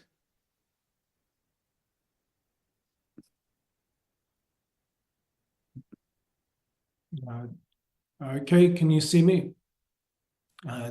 Yes. Today we will talk about the topic of higher education and post-conflict recovery. I'll begin by quickly introducing some general ideas about the contribution of higher education towards recovery, and then outline some of the challenges typical of conflict-affected contexts, and then contextualize the case of the Gaza Strip in relation to some themes related to resilience and recovery within the Arab region. So to begin, higher education is often described as a neglected pillar of post-conflict recovery. Despite the clear potential of higher education to meaningfully contribute towards rebuilding societies, it frequently receives far less attention and funding compared to other sectors, such as primary or secondary education, healthcare, or the infrastructural reconstruction. In my work, I've consistently argued that higher education deserves greater recognition and support for its transformative potential. The contributions of higher education to post-conflict recovery are substantial and multidimensional. The most widely recognized rationale for supporting the sector is economistic. Higher education is critical for rebuilding lost human capital and developing the advanced skills needed to restart and sustain war-torn economies. Universities produce the engineers, doctors, educators, and entrepreneurs who are essential to reconstruction and economic recovery. Beyond this economic rationale, higher education also has significant peace-building potential. Universities can serve as spaces where divided communities come together, providing opportunities for dialogue and collaboration that contribute towards social cohesion and reconciliation. In post-conflict societies, universities often host programs focused on peace education, transitional justice, and civic education, all of which play a role in fostering trust and rebuilding fractured communities. And finally, there's a developmental rationale for supporting higher education, which is central to my own work. I argue that higher education is key to building the critical national capacities required for long-term reconstruction and sustainable development. Universities generate the knowledge, leadership, and innovation necessary to rebuild institutions, improve governance, and support long-term recovery. In this sense, higher education is not merely a reaction to conflict, but a driver of transformation. However, there's many challenges faced by higher education in conflict-affected contexts. Conflict often results in the destruction of university infrastructure, leaving institutions physically unable to operate. Brain drain is another key issue, as academics and students frequently flee conflict zones in search of safety, depleting the intellectual capital necessary for institutional recovery. Additionally, higher education institutions in these contexts often face chronic underfunding and a reliance on short-term aid, which is shaped by donor priorities that may not align with local needs. So to reflect briefly on the theme of coordinated and scaled up responses in this webinar, Another critical challenge is inefficiency and the use of available resources. Without strong coordination amongst stakeholders, resources are often duplicated or misallocated, compounding the challenges already faced by these higher education institutions. In contexts where funding is scarce and needs are immense, the lack of coordination can undermine the potential of higher education to contribute effectively. So, in summary, in this material, whilst higher education is often neglected in post-conflict recovery, its contributions to economic revitalization, peace building, and long-term development are essential. So I'll turn now to very briefly look at how the case of Gaza factors within the wider scope of resilience, recovery, and higher education in the Arab states. This discussion encapsulates the main arguments which are developed in my forthcoming book on rebuilding higher education in the Arab world. So in the summer of 2023, I gave a presentation at a conference during which I discussed the state of higher education and conflict in the Arab region. Back then, from the perspective of mid-2023, it seemed that there was a shared sense of tentative optimism which was emerging over the potential for higher education to support longer-term approaches to recovery and development in conflict-affected countries in the Arab states. Now, this sense of optimism was really driven by several trends. In the early 2020s, the Arab region was the most improved region globally in terms of levels of peacefulness, although it remained the least peaceful region in the world. The region was no longer the epicenter of hot conflicts globally, with more battlefield deaths occurring in conflicts elsewhere, including Myanmar, Afghanistan, and Ethiopia. And a new normal pattern had emerged, with conflict characterized by lower levels of fighting, territorial division, and emergence of rival governments. On another level, there were also shifts in the regional political context, which appeared to both increase conflict risk, yet also open new pathways to peace. This included the Iran-Saudi rapprochement, the Abraham Accords, and more broadly, the apparent decline of US hegemony and the shift to multipolarity.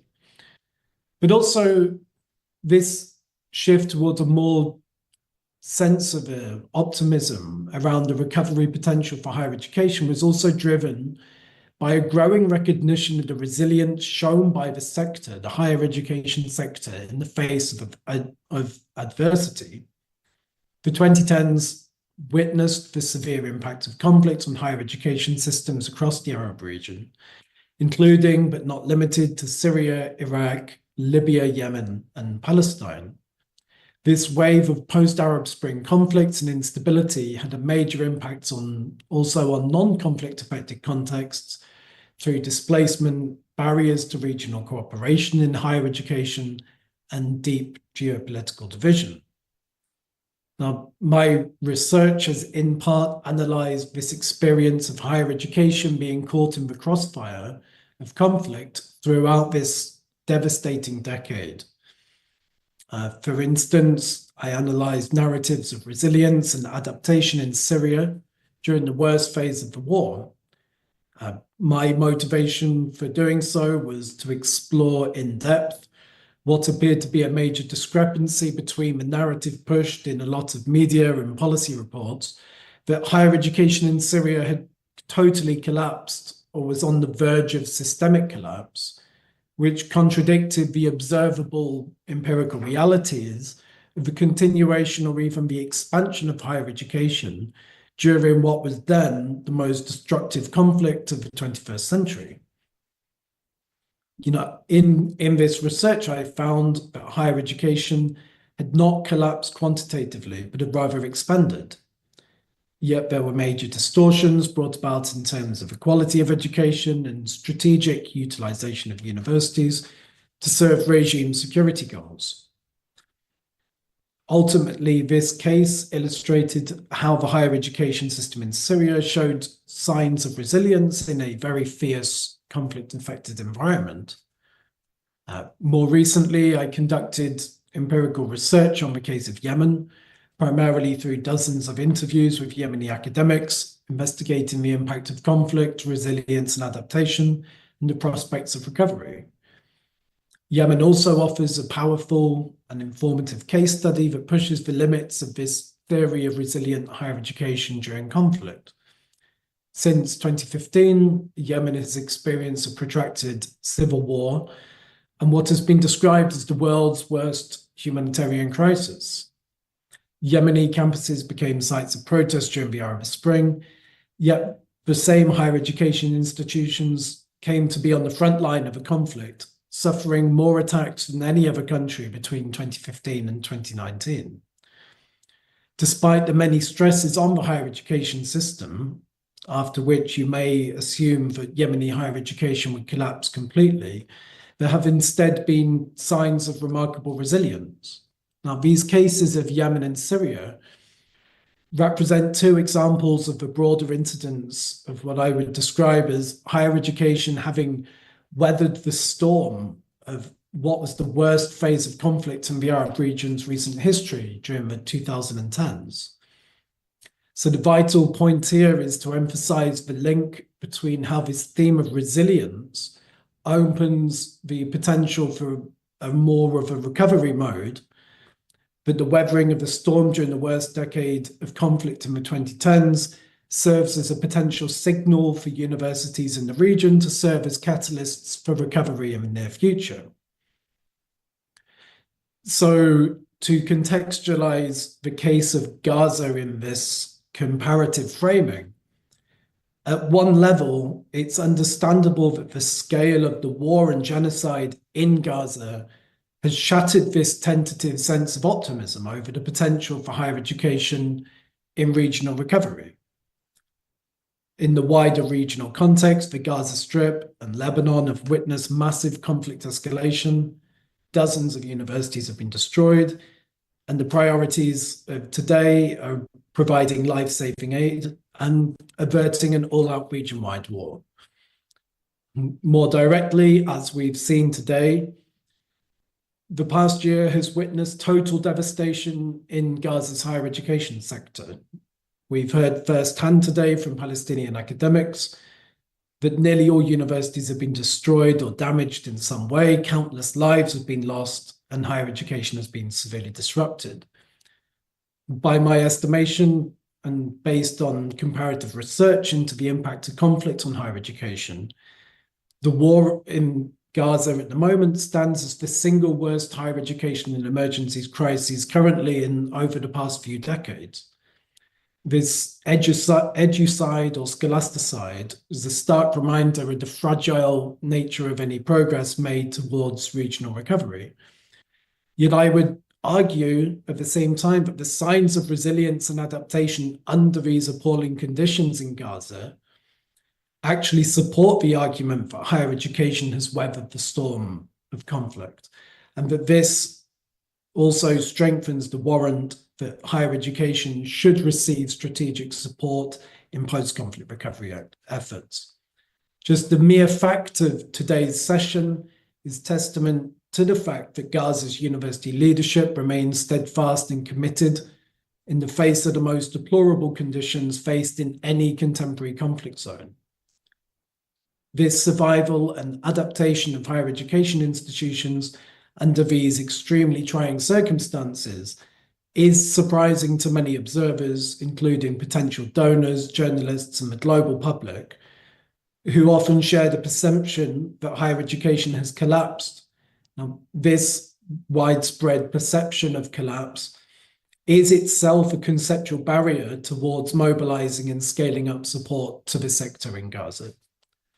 So, in short, and to cut the presentation short now, I'll just conclude by saying that whilst the impact of conflict on higher education in the Arab states and more recently in Gaza is profound and multifaceted, the resilience demonstrated by these institutions offers strong grounds for supporting the sector within post-conflict recovery efforts, and that by supporting and investing in higher education, we can help build more resilient societies and pave the way for a more peaceful future for the region. And thank you. شكرا دكتور سام على المداخلة القيمة والحديث عن Thank you, Dr. Sam, for your valuable intervention and talking about the importance of the higher education and its challenges, and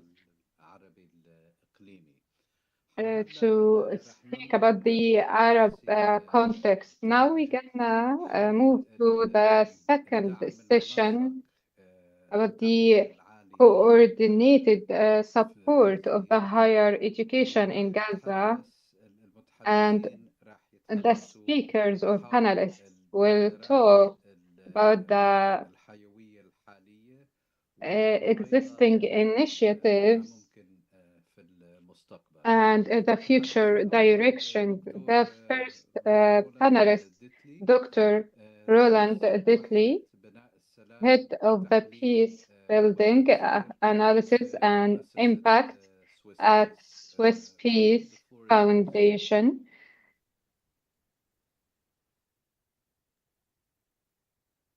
Thank you, colleagues. I will not be long. I just wanted to reiterate the thinking and the motivation behind us publishing this report, Resilience in the Rubble. We intended to have three central messages coming out. One is that the universities in Gaza are still there, and beyond being there, they have shown a remarkable resilience.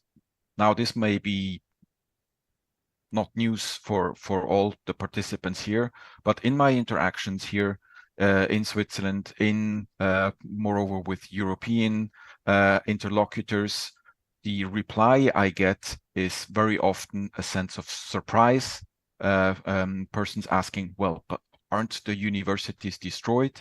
So in that sense, this message of, well, yes, there has been widespread destruction, but the universities are working, the people are still there, they show a remarkable resilience. This message is still being very important to stress and to bring out clearly to the public. So that was the first message that we wanted to strengthen in a way.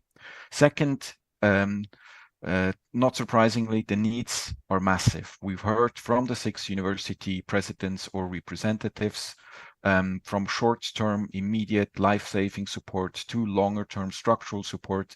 The needs are so massive that they can't be covered by a single actor, a single institution. So we need all hands on deck. We need a variety of supporters, be it individuals, be it groups, be it individual universities here, but also working towards approaching institutionalized larger scale donors so that they start to scale up the support that is required in order for the universities not just to be resilient, but then to move on and get back to delivering on their core mandates. So we need more scaled up support to the universities inside Gaza. So that's the second message. The third message is that in scaling up support, we would also want to move towards a more coordinated support in a way that the higher education institutions inside Gaza are able to stay thoroughly behind the steering wheel, that there is not disconnected individual support initiatives that circumvent or overrule the needs and the priorities of the universities themselves inside Gaza. But on this third element, I think this is the main aspect of the second session. There are coordination mechanisms, there are structures, sort of an architecture that is being built as we speak. And now in this second session, we are happy to hear from 4 different perspectives what those actors and these structures are doing. And this is what we will want to focus on in this second session. شكرا دكتور رولاند. وقبل ما أقدم Thank you, Dr. Roland. And before I give the floor the next speaker, I would like to mention that after this webinar, there would be breakout sessions and plenary discussions that will be through a different link that the center will send for all participants in this webinar. So today I would like to give the floor to Professor Hatem Ali Al-Aidi, Gaza Consortium Coordinator. The floor is yours.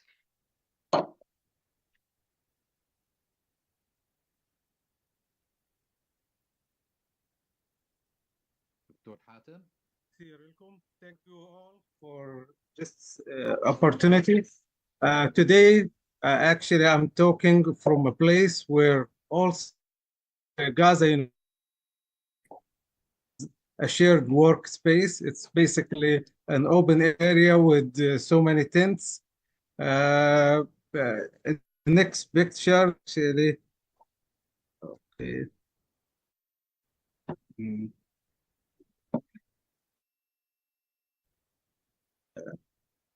This is the place where the palm.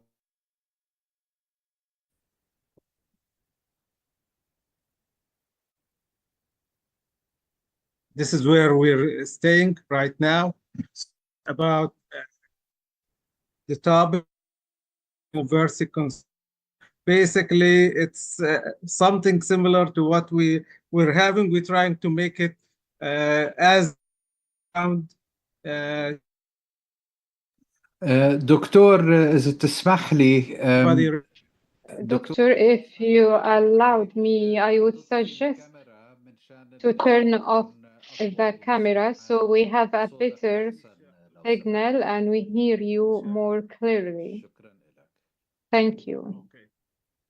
So what I will talk about is a little bit introduction, consortium objective, the challenges faced by Gaza University, higher education recovery, existing support mechanism, gap for future for coordinated efforts, strategies for effective coordination and action plan.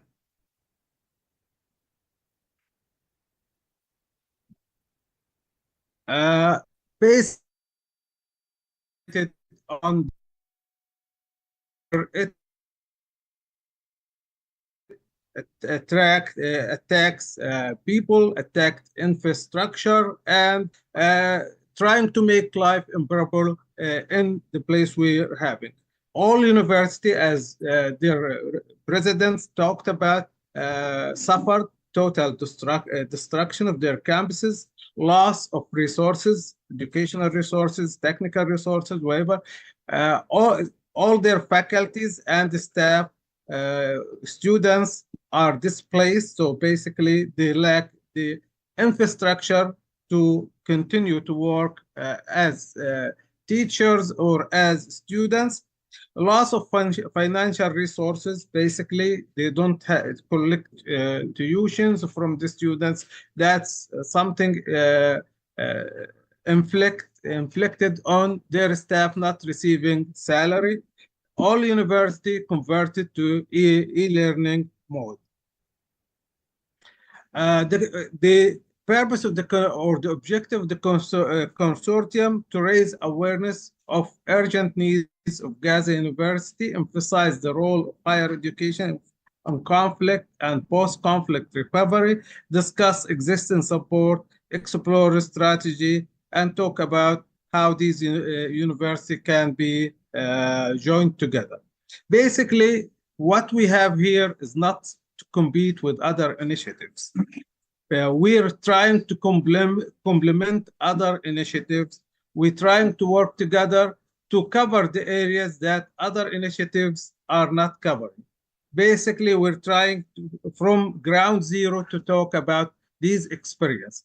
What current challenges faced by Gaza University, psychological trauma and distress among students and staff, financial losses, as we said, loss of everything, infrastructure or resources, trying to operate with minimum resources. And what we're talking about here, sometimes we have shared resources, like the place we're staying at. Yes, there is tents for every university, but if somebody need a place to make a workshop or to have a master or PhD viva, they share these places. All our operations were disrupted. That's why the reason we don't have safe places or safe spaces for educational purposes. There is no reliable electricity or internet connection to facilitate even the e-learning experience. That's why we have to be flexible in dealing with these problems. Human impact, over 400, as Amani and most of our colleagues said, over 450 academic staff were killed, some detained, a lot of energy among students and staff. Professor Hatem, sorry for interrupting, but the slide of the PowerPoint presentations are not moving. So we're still at the first one. Thank you. It's moving in my screen, so I'm not. So let's see how we can.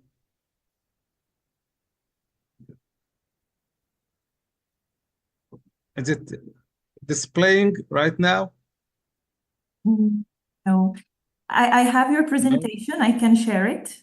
And then you just tell me when I need to move to when I need to move the slide. Okay? Yeah. Okay, that's great. Good.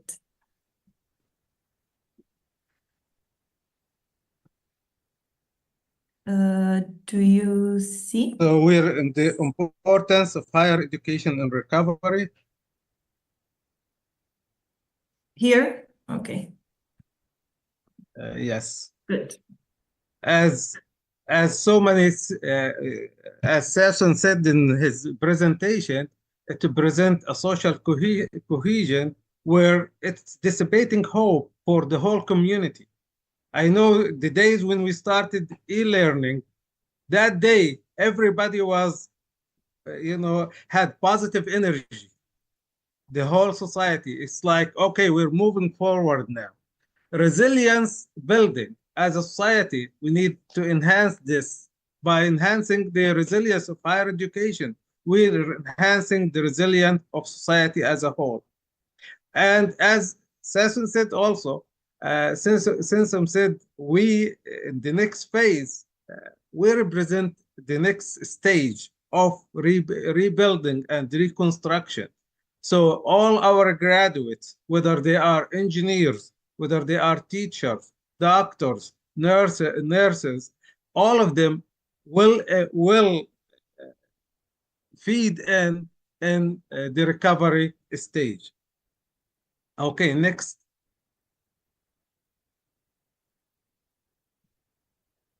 The next slide, please.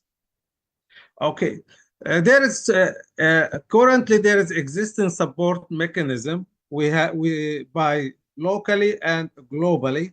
Locally, it started with the Ministry of Higher Education and our sister universities in the West Bank.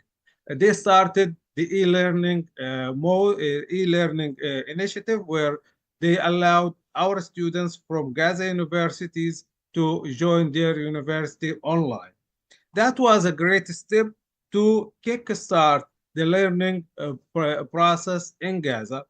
Then we started our initiative as university. We got our database and data system online, and we start operating starting June, July, August for all 6 universities.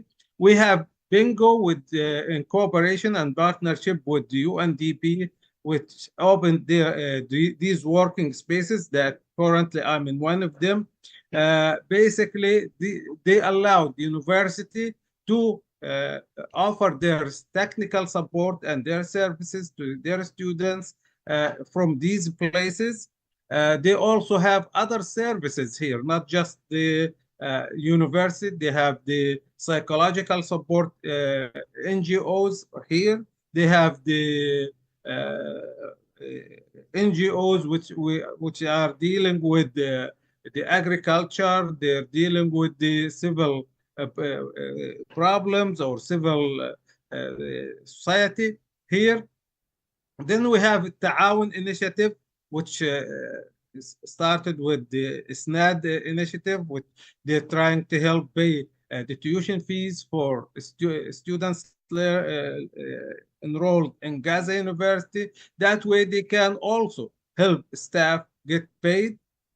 We started training courses for all students in the Gaza Strip. We started in July with the artificial intelligence workshop and course. That was around 24 hours. One of our instructor, she's in Turkey right now. She delivered that course. Currently, we have actually about 650 students enrolled in that artificial intelligence course, where they were from all Gaza University. Currently, we have the IELTS course. It's runs دكتور حاتم عفوا بعد إذنك بس عم بتطلع على Dr. Hatem, for the time constraints, if you can end in 2 or 3 minutes, I would be grateful. Critical thinking, we held an IEEE extreme competition where 12 teams from 3 Gaza University participating. We have the Gaza University Emergency Committee Global. The next slide, please. Then in the next slide, we have the Swiss Bank doing their needs assessment and being involved here. We have UK universities such as Oxford, Sussex, Act for Palestine. We have individual universities who are trying to pitch in and do their offer their support, whether we're hosting data centers, giving scholarship and fellowship to students and faculty who are stranded outside Gaza. Next, please. Next slide. What we have found here is gapping. Currently, the funding shortfalls. With all of these initiatives right now, we haven't received enough funding to support the current operations of the university. Currently, most of our staff, as everybody mentioned before me, struggling to provide or acquire necessary essentials for to stay alive. Coordination issue, lack of unified effort leading to fragmented support. And basically, you hear this question every day: how can I support Gaza University? With the consortium and the Ta'awun, there are two clear can be talked about or can be contacted. Next slide, please. The future direction for coordinated support, enhanced cooperation, the partnership, which is present on the ground, we need to make it official. Unified network, establish a centralized platform where resources can be shared and coordinated, can be organized. Sustainable funding, develop long-term funding strategy, and diversified financial support to all Gaza universities. Next slide, please. آسف دكتور حاتم بس Sorry, وقتنا Dr. Hatem, but we ran out of time. تفضل.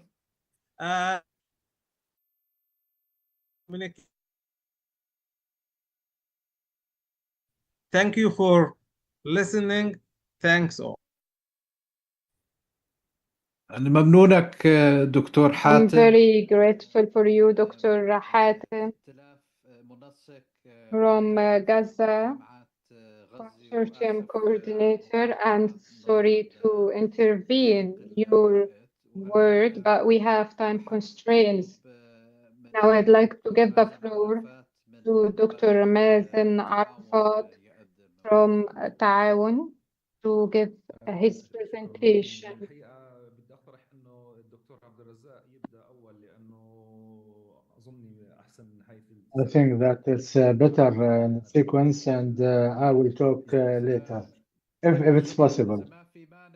If there's no objection by Dr. Abdelrazak Tikriti from the Emergency Committee from Gaza, it's okay.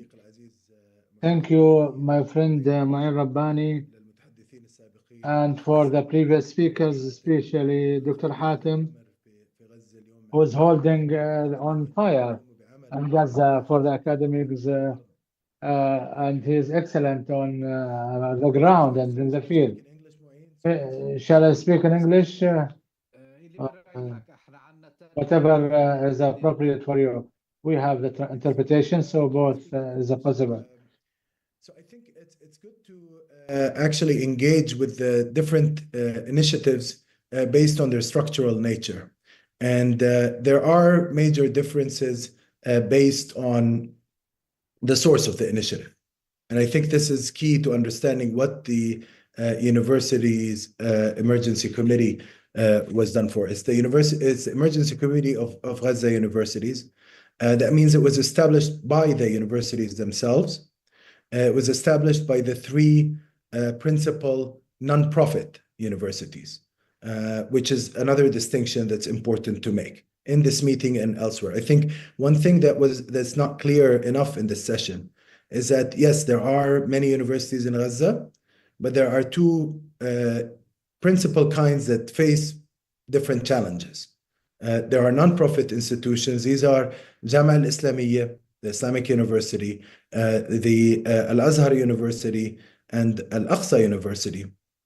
And then you have for-profit institutions, which are run by corporations. The distinction is important because the support mechanisms for them are different. And that's why they have different bodies that may represent them or deal with them. In the case of the emergency committee, it was dealing very clearly, it is an initiative set up by the universities themselves, the non-profit universities. I represent the three largest universities in Gaza, which are the Islamic University, Al-Aqsa University, and Azhar University. So that's the first point to note. The context in which this initiative emerged was a context of almost total collapse initially. There was a lot of confusion in the first few months of this genocidal war. Of course, we've all seen the destruction, the wholesale destruction of all existing buildings and facilities and so on. Very few of them remain intact. However, the point and the starting point of the emergency committee and its foundation and the logic behind it was that a university is a community. It is not just an assemblage of buildings and equipment. It is a community of scholars. It is a community of students and of also support staff that enable the educational process to continue. So there was a need for these communities of scholarship to be able to sustain themselves and to primarily, the first need was to restore online education.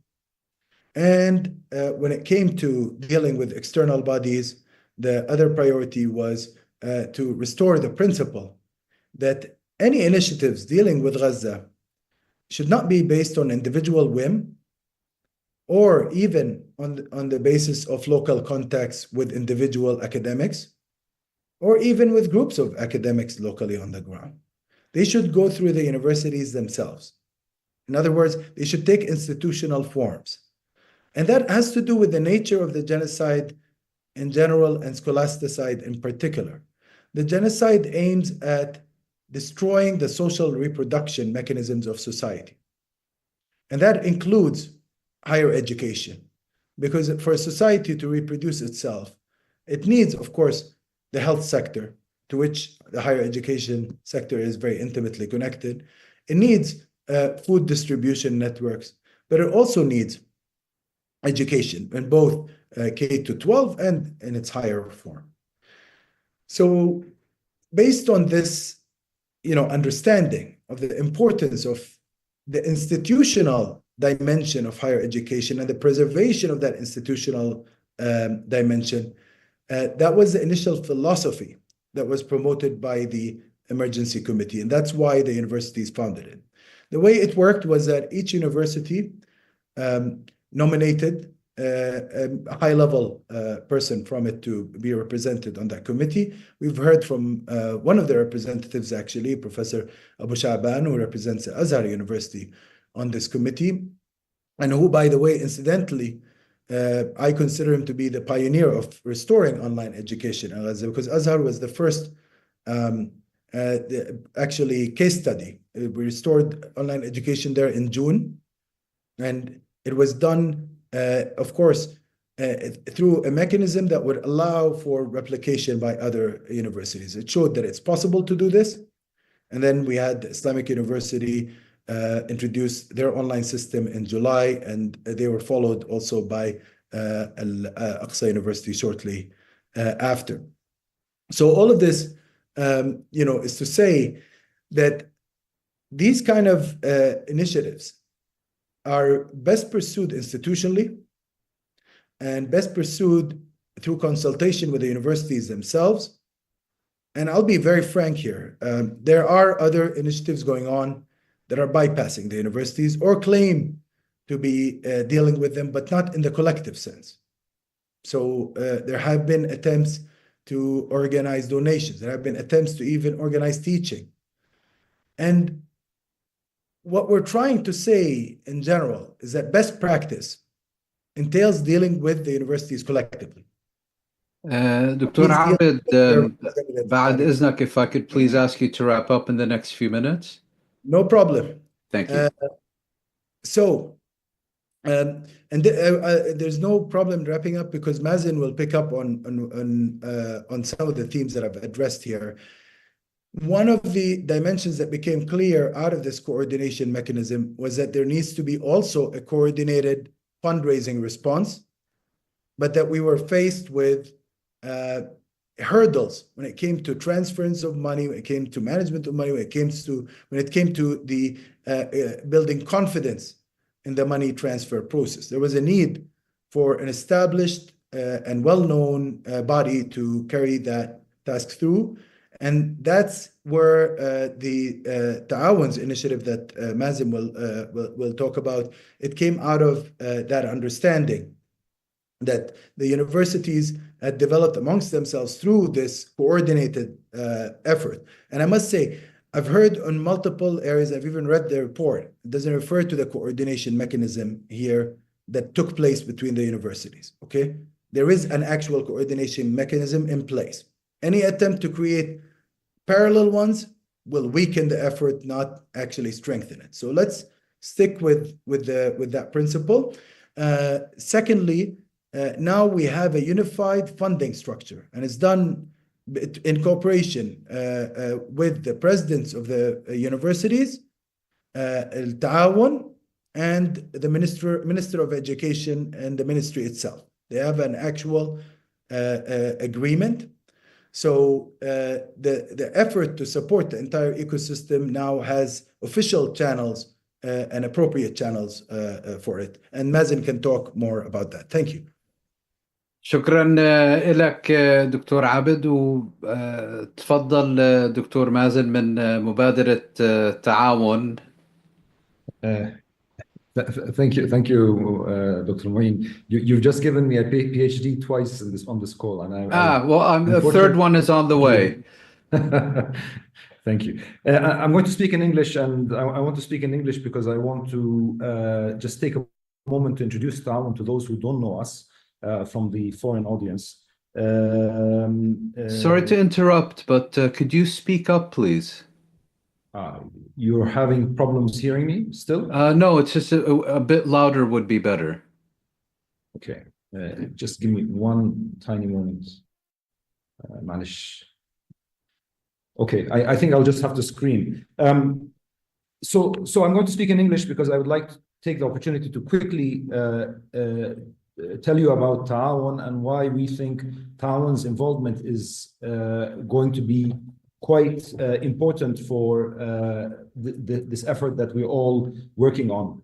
Ta'awun is a 41-year-old organization. It was set up after the Sabra and Shatila massacres. Many ideas were considered at that time. A group of businessmen, Palestinian businessmen and intellectuals ended up with what is today Ta'awun, a development and relief organization. It really is a national institution, one of the biggest in what we do. Since our founding, we have disbursed about $920 million for the steadfastness of the Palestinian people on their land, as well as on Lebanon. Of that amount, about 270 million went into education. So this is, very much part of our DNA. These funds are not all from Palestinian sources. We intermediate a lot of funds from international and Arab development funds. The mix is changing with the political situation. As you can imagine, it's making funding very difficult. Let me just say a few words on what, as a result of the war in Gaza, the war against Gaza, we have three major programs. One is the orphan care program, where we have committed to take care of 20,000 orphans. This is an extremely difficult program. It is a very comprehensive program. It's the third orphans program that Ta'awun undertakes. The first one was 2009. The second one was 2014. And this one is by far much bigger, more complex, and very, very difficult indeed. The second program that we have is something called the Gaza Mobile Health Clinics Initiative. This is a giant program as well, and we are now in the pre-pilot. We're trying to see if we will manage to deliver some mobile health units, and if at scale, we're talking about 400 or 500 units to go to Gaza over the next several years. Finally, the third program, and not the least important, is ISNAD, which many of us have already spoken about. At this point, it is designed to support 15,000 students, 30,000 scholarships over 2 years. The priority of this program is to help fund the completion of studies of students who are close to their final years. The priority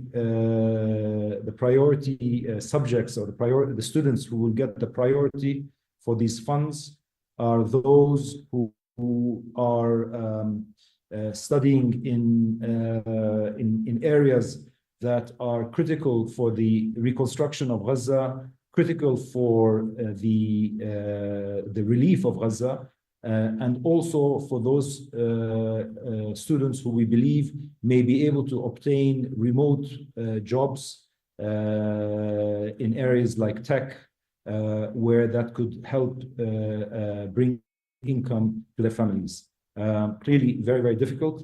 There is a steering committee, as Dr. Abed just explained, and a few of you are on this committee.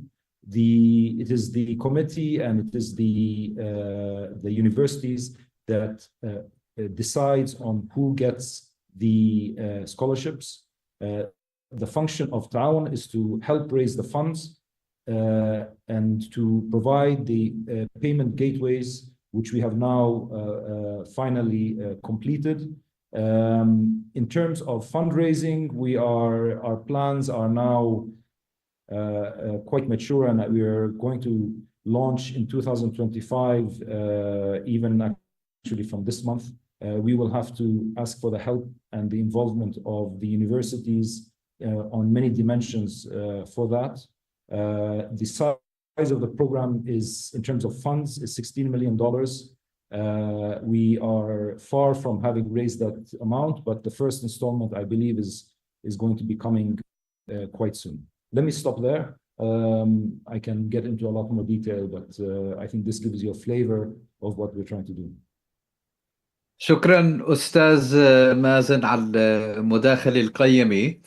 Thank you, Mr. Mazen, for your valuable intervention.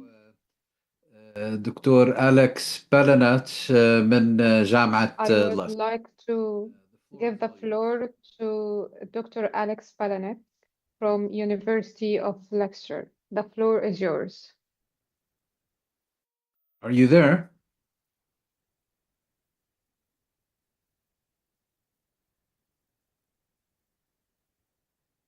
We cannot hear you. Can you hear me now? Yes, thank you. Okay, great, thank you. Okay, hello everyone, and it's a great honor to be here today with you all. I'd like to send my full solidarity with all of our colleagues in Gaza. So my name is Alex Palanak, and I work at the University of Leicester in the UK as head of Sanctuary Seekers Unit. And I also sit on the steering group for Universities of Sanctuary UK and the UK Higher Education Humanitarian Group. So I'm involved in conversations with other colleagues across the sector about how best we can support Gazan universities. So I'm just going to kind of quickly run through the UK context and things that are going on so far, and ways in which we need to look towards moving, bearing in mind everything that has been said today and the call from Gaza's educators. So the UK context, so you might have heard of a scheme called Universities of Sanctuary. So this is basically an award scheme that UK universities can apply for, and they basically need to support students, academics, usually in the UK, usually by offering scholarships and fellowships and things like that. To offer welcome and support and solidarity to displaced students. So at the moment, there are 38 accredited universities of sanctuary in the UK, and there are over 550 members of the discussion list. So this is in theory quite a solid network of universities in order to tap into, in order to try and get support for Gazan universities. So this is a popular scheme. It's a growing scheme. However, so far it's largely UK focused. It's largely focused on campus-based scholarships and fellowships and initiatives. However, this is slowly changing. So there are other sanctuary related schemes in the UK, which I'm just going to quickly touch upon because many of these are related.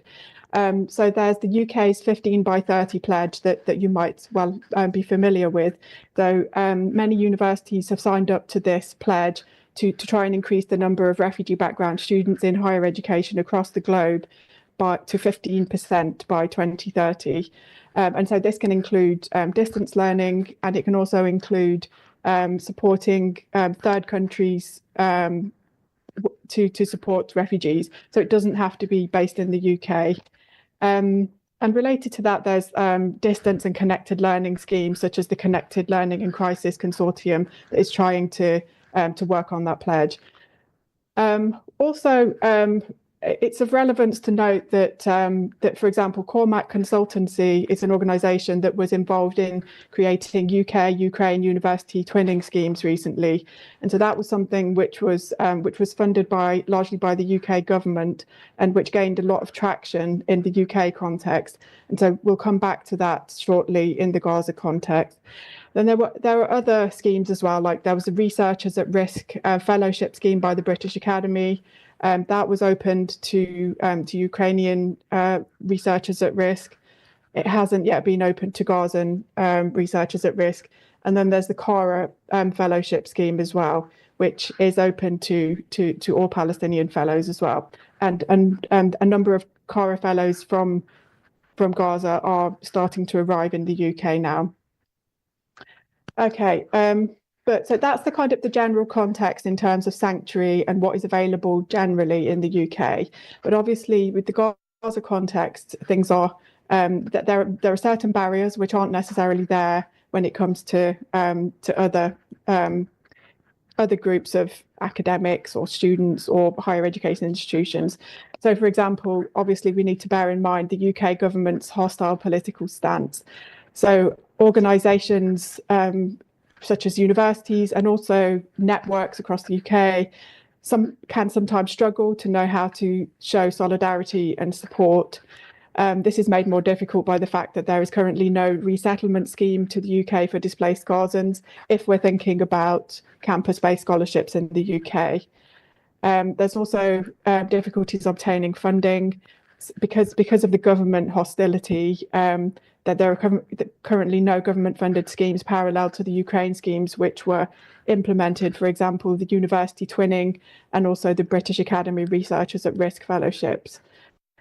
Also, the staff and institutions and various networks, among these bodies, there was an initial reluctance to speak out and to support Gaza openly.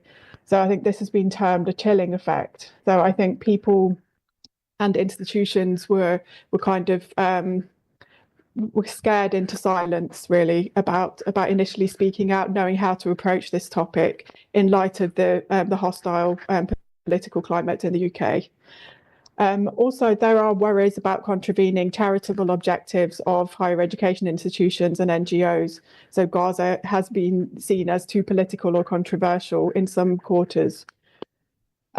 Also, there's the issue of UK higher education institutions' relationship with Israeli universities and other companies and investments complicit in the illegal occupation, apartheid and genocide. So that is something that UK universities desperately need to tackle alongside any other active measures of support for Gazan higher education. And also, I think it's been touched upon by other speakers that universities, where there is a will to help, quite often people don't know how best to help because of just how complex the situation is and how fragmented the different responses have currently been. People are unsure about how to tap into that, and they don't want to replicate things unnecessarily. So yeah, so far in the UK, there hasn't really been an organised response so far.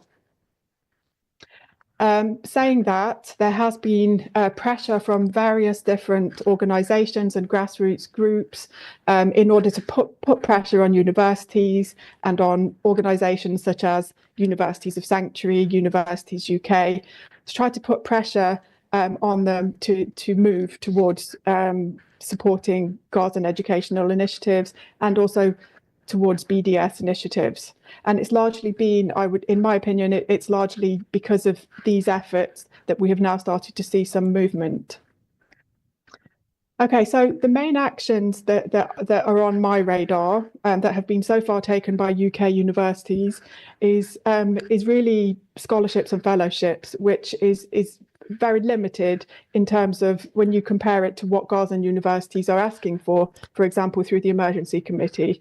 So these scholarships are usually campus-based, and there are many challenges to actually having Gazan students take up these scholarships because of like travel issues, difficulties with being able to bring dependents to the UK, and things like that. Also, students need support in order to apply for these scholarships. It can be a long and complex process. And at the moment, I don't think these scholarships are really created in coordination with Gazan higher education institutions, which is an issue.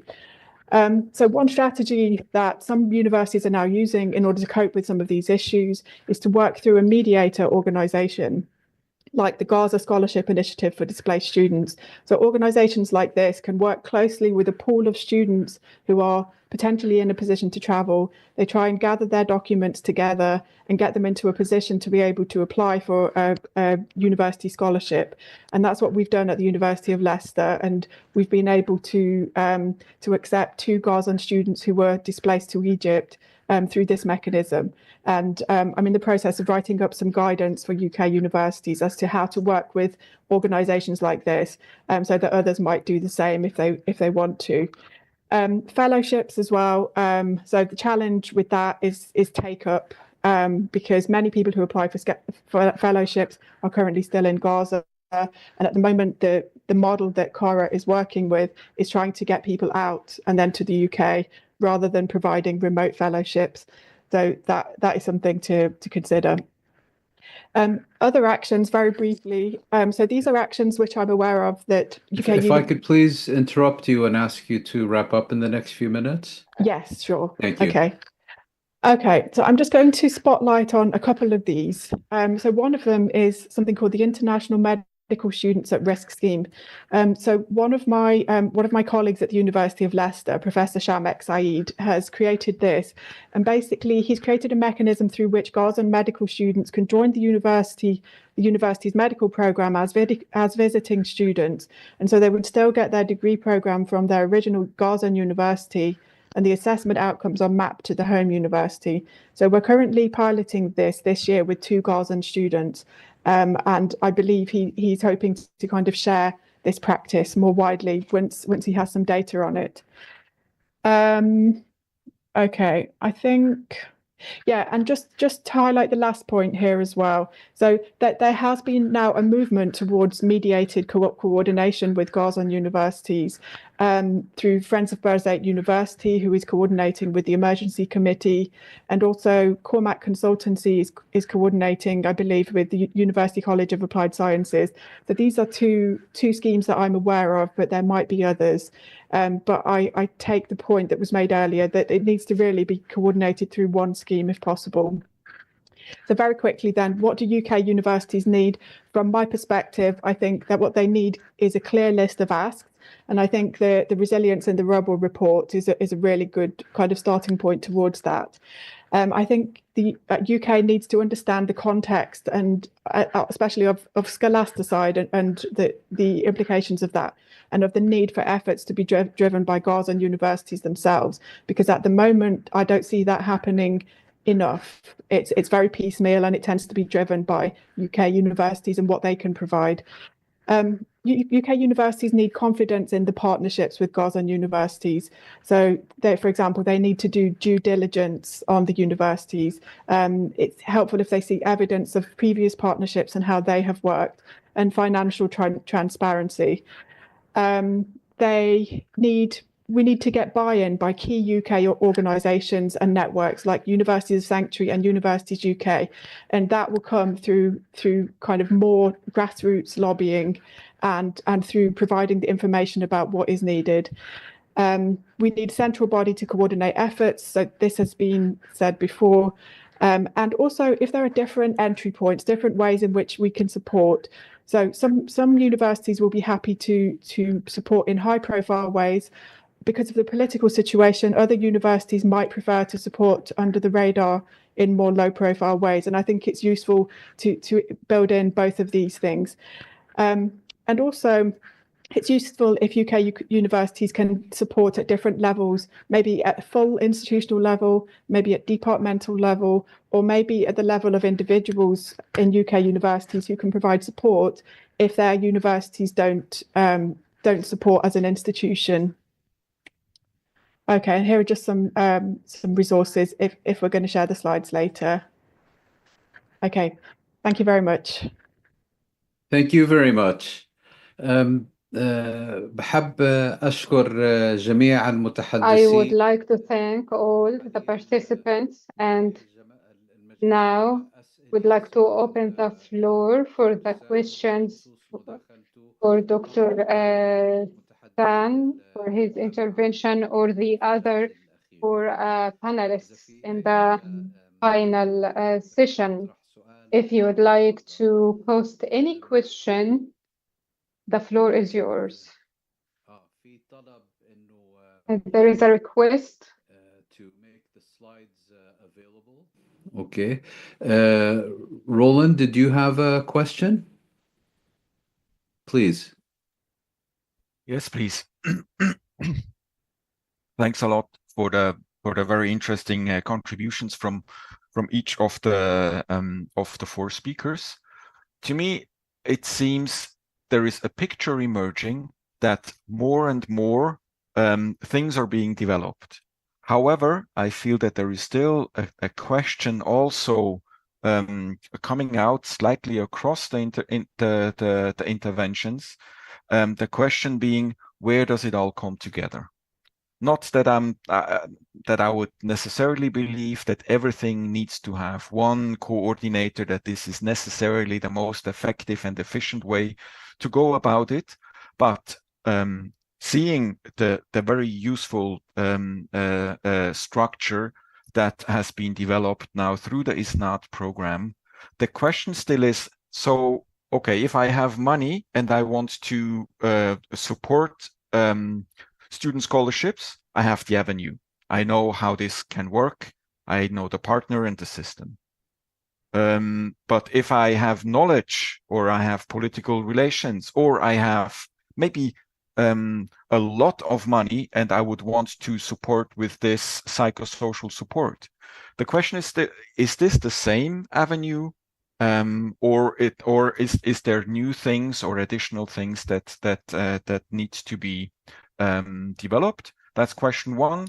Question two is, if I want to understand the needs and sort of an updated overview of needs for the Gaza universities, coming from the universities, and if possible, all 6 of them, and not just the public universities, where do I go? Where do I turn to? Thank you. I don't know who can answer, but there is 2 hands. Please answer some of these. Please go ahead. Okay, so first, Roland, I think, again, it's very important. You were saying all 6 universities. It doesn't work that way. There is a major distinction between the two. What does supporting financially 6 universities mean? Are you supporting the corporate boards and the shareholders, or are you supporting the students? That's the issue here at the moment. There are 3 universities that have major online teaching programs. These are the public universities, which tend to teach, anyways, under normal circumstances, 74% of the students at the bare minimum in Gaza. Okay, and at the moment, they're teaching pretty much almost 100%. With all due respect to all the other universities, I mean, it's a major disaster that private universities are destroyed as well, and these are for-profit institutions. Again, I think these are not, the 3 universities, by the way, are not just public universities. There's only one public university in Gaza, which is Aqsa. It's a governmental institution. Then there are universities that we call Jam'at Ahliya, by the people themselves. They're established as essentially civil society initiatives, but they're non-profit. So those are the 3 big universities to begin with. Their coordination mechanisms are different. The solutions for private universities by default are different. So for external bodies to come and say, well, you must lump them together, shows a clear misunderstanding of the dynamics on the ground. You see what I mean? It's like and that's why always trust the initiatives of the people. They know better. I mean, the universities in Gaza knew better how they should coordinate and why they should coordinate. So that's one issue. The second issue, there is an existing mechanism, which is the emergency committee. For the non-financial dimensions, you can talk to the people from the committee. You can talk to the committee itself. It will connect you with the coordinated body of the universities. And if you don't want to coordinate, if you want to have individual initiatives with institutions, you can also have individual representatives. Amani is a coordinator for example, IUG. You can talk to Amani about IUG support, and that's totally legitimate. There are others that represent Azhar. There's Dr. Radwani represents Aqsa. There are many people out there you can talk to about individual collaborations. But if you want a collective mechanism, there's the emergency committee. Thank you. بحب أدعي Thank دكتور you. I would like to give the floor to Dr. Hatem. And before that, I would like to remind everyone the link for the breakout sessions and plenary discussion has been sent for anyone who would like to participate later on after this session. The floor is yours, Dr. Hatem. I want to raise. The first point is, I think everybody agrees on, which is supporting students in Gaza as cheap, as Dr. Ahmed Abu Sha'ban said. So if by supporting one student outside Gaza, we can support 10 students inside Gaza. And if we want to enhance the resilience of higher education, we got to support the institutions, not the individuals. The individuals, it's easier to support than the institutions. So in order to support the institutions, we have to go to Gaza. We have to go to the university in Gaza. The other part is talking about the supporting Gaza universities. As I said, whether we are private or private for non-profit or public or governmental university, we share the same place right now. We share the same resources, whether it's internet or electricity or physical space. We share the experience. We communicate with each other on a daily basis, even on an hourly basis. If we face a problem, it's a problem everybody's facing. So physically, as we have seen, there is initiatives everywhere. There is scholarship schemes, there is fellowship schemes, there is volunteer to teach. There is there is resources they can be shared. Like we're requesting right now virtual labs for our practical courses, because we don't have any labs left. If we have one single lab in the whole Gaza Strip, whether it's in a private university or a public university, we will share it. So the thing about distinguish, this is public, this is private, this is not in this space or this time. We're sharing everything. We're sharing our houses, we're sharing our food, we're sharing our water. So nobody's saying this side or this side. We're sharing everything. So that's why at this distinguished time, at this tough time, we're sharing everything. We don't mind as Gaza University to share the resources we collect from or we receive from outside. Because one single thing we have to have shared resources in order to survive as a whole. It's not as an individual university or individual person. We have to share everything in order to ensure the survival of the society. That's why we're saying you're like one initiative. We don't have to compete with each other. We have to complement the work of each other. And that's the main point I'm trying to emphasize here. Thank you. شكرا لك دكتورة نادين، تفضلي. Yeah, hi again. I've got one comment which I think I want to make it really clear. First of all, for the emergency committee, I guess if it's an emergency committee for the whole, higher education in Gaza Strip, so it's fair enough, it should cover all universities, or to be specific, all educational institutions, rather than only 3 universities, to actually deal with it as an emergency committee. So we have to be fair to all the students, all the staff, all people in Gaza Strip. You can't only support 3 universities and leave the rest of the universities just, to I don't know, face these challenges alone. So as long as we are facing the same challenges and we are facing the same crisis, so it's only fair to represent it as a higher education rather than an emergency committee. So I think we have to make it clear that we have to collaborate as like a higher education body rather than like 3 universities, rather than the whole institutions. So we have to really, really be clear and, collaborate. Otherwise, no one will win. We will all lose. So that's the first, I think, rule we have to, to come to commitments with each other. Otherwise, the whole higher education will I think will be affected, because even if we have like let's say different structures for each university. Each university has a uniqueness in its programs, its ways of delivering materials, and partnerships with different universities outside and inside. So it's really about getting all the universities together, work under one platform. Otherwise, I will say it again, we will all lose. Thank you very much. شكرا لك دكتور أحمد أبو شعبان، تفضل. Yeah, so I would like to thank all the speakers, and of course I agree with my colleagues Dr. Hatem and Dr. Nadine about the necessity of representing all universities through one coordination mechanism. And actually this was what was meant when we established this emergency committee. And at the beginning, actually we had all people inside. The issue now, we are talking about priorities and urgency of support. And when you talk about urgency and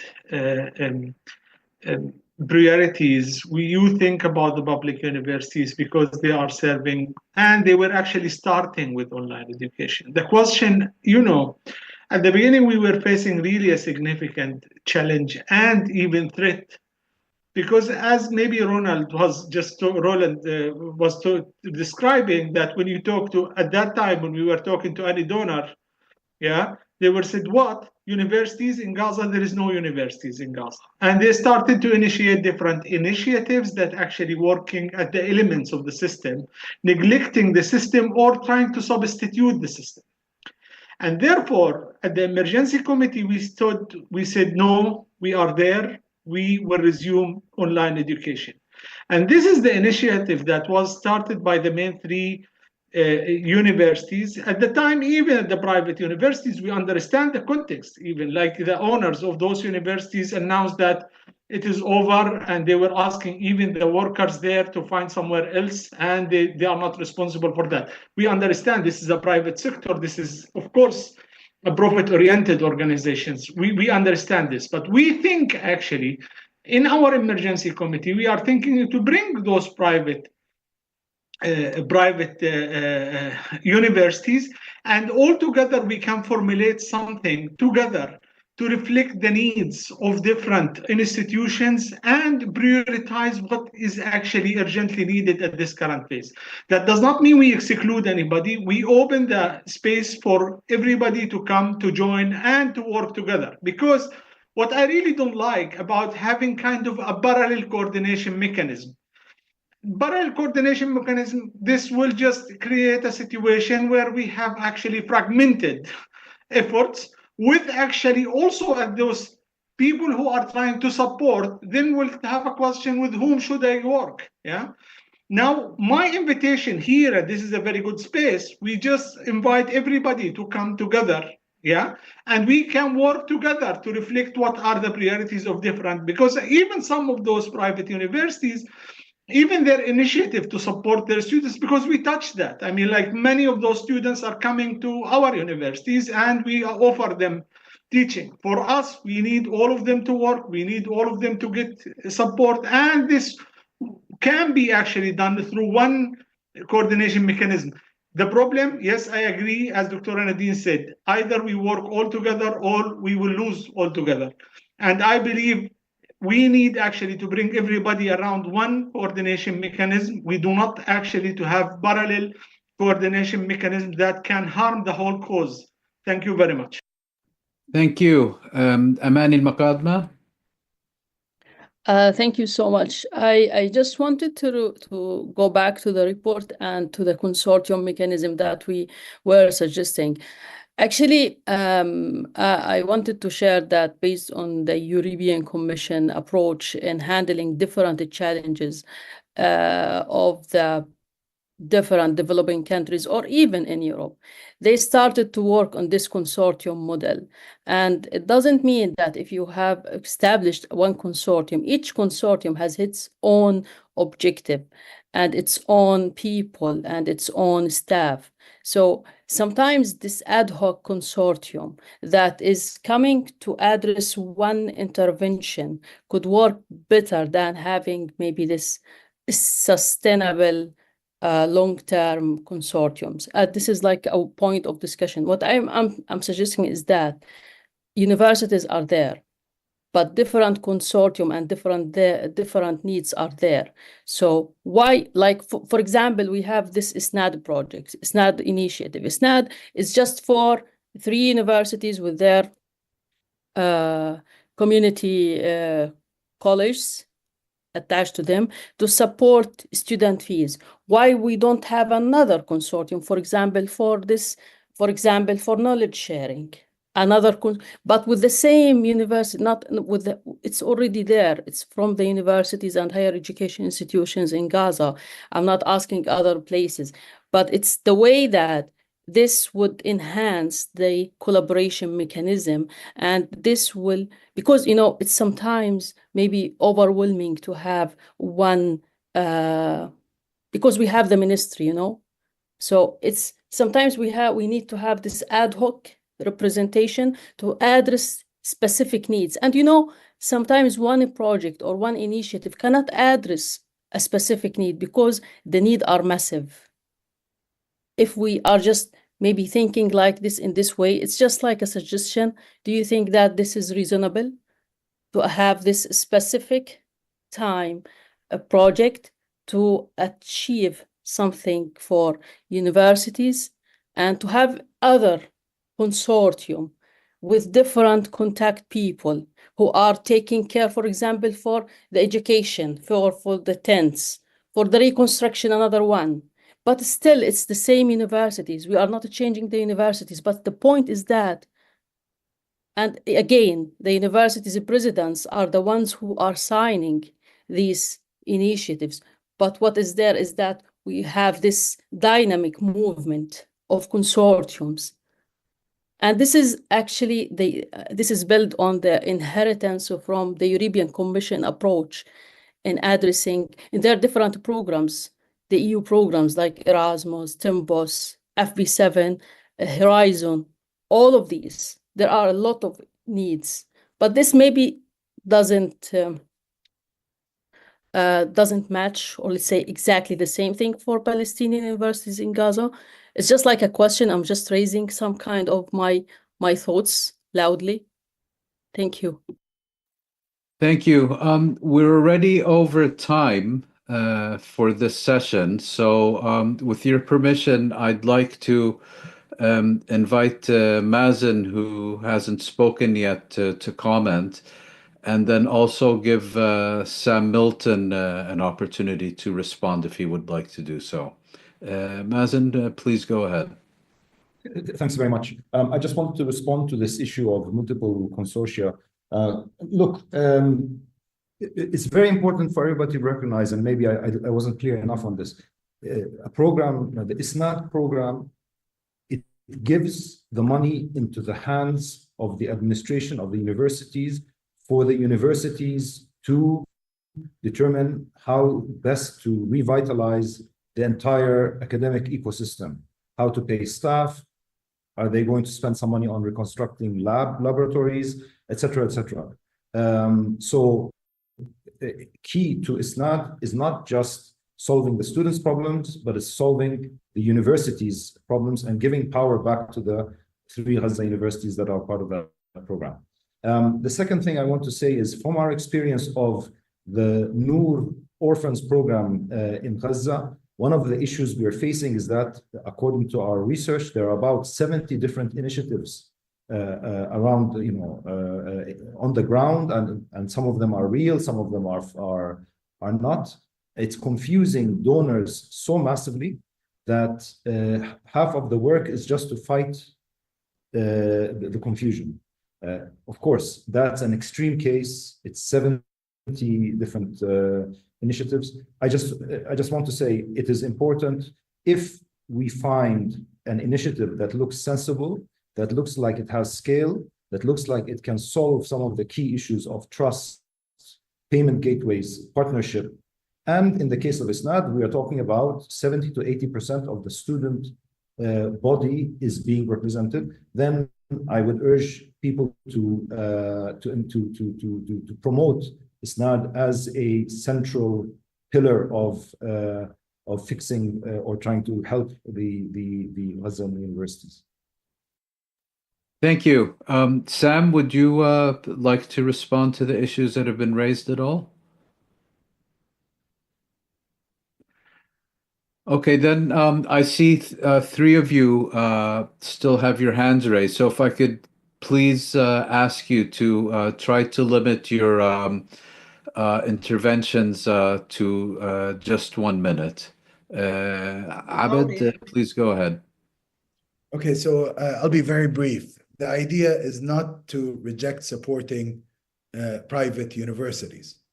The idea is that we have now the public universities and the nonprofit universities have come together and they have an official initiative that covers pretty much 100% of currently enrolled students online, because the online education is being carried out by these three universities primarily. I know there's a couple of courses here and there in the private universities, but that sector has not now recovered. Okay. Secondly, if these conversations should happen between the universities themselves, I must say, it's very colonial for us to be having it here, okay, where we're discussing between different aid organizations. There's a reason why universities decided to organize themselves the way they did, and it's not for external bodies to come and tell them you have to organize yourselves elsewhere.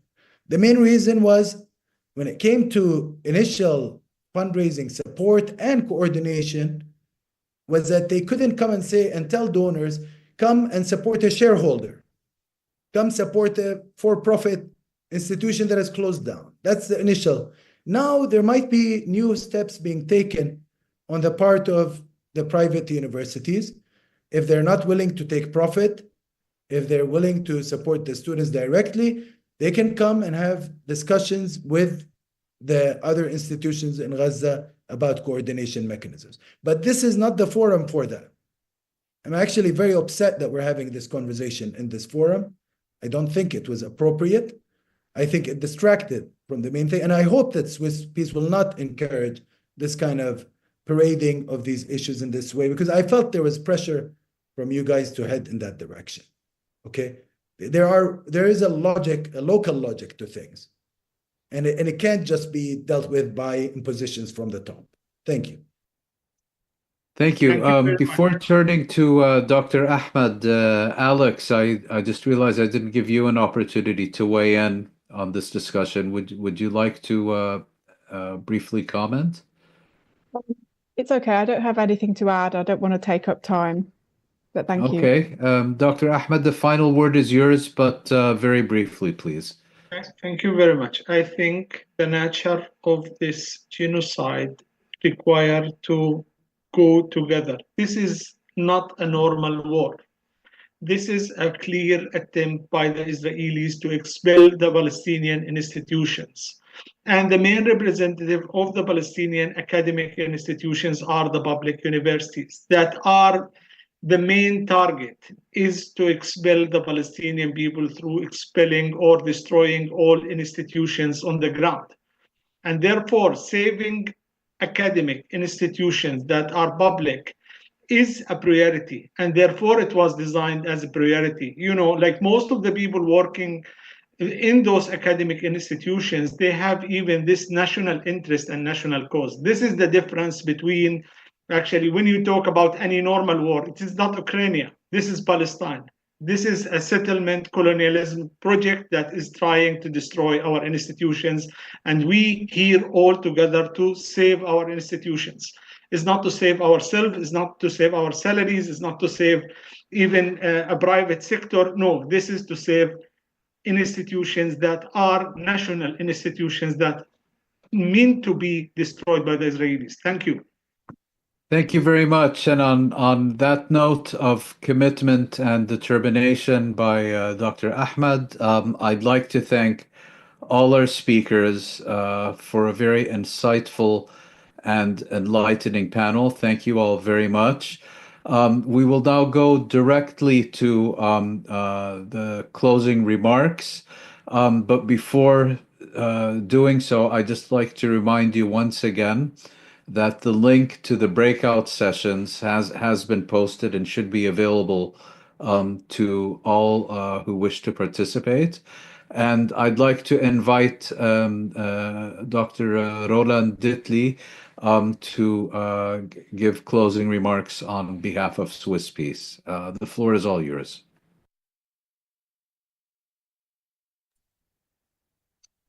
Thank you very much, Moin.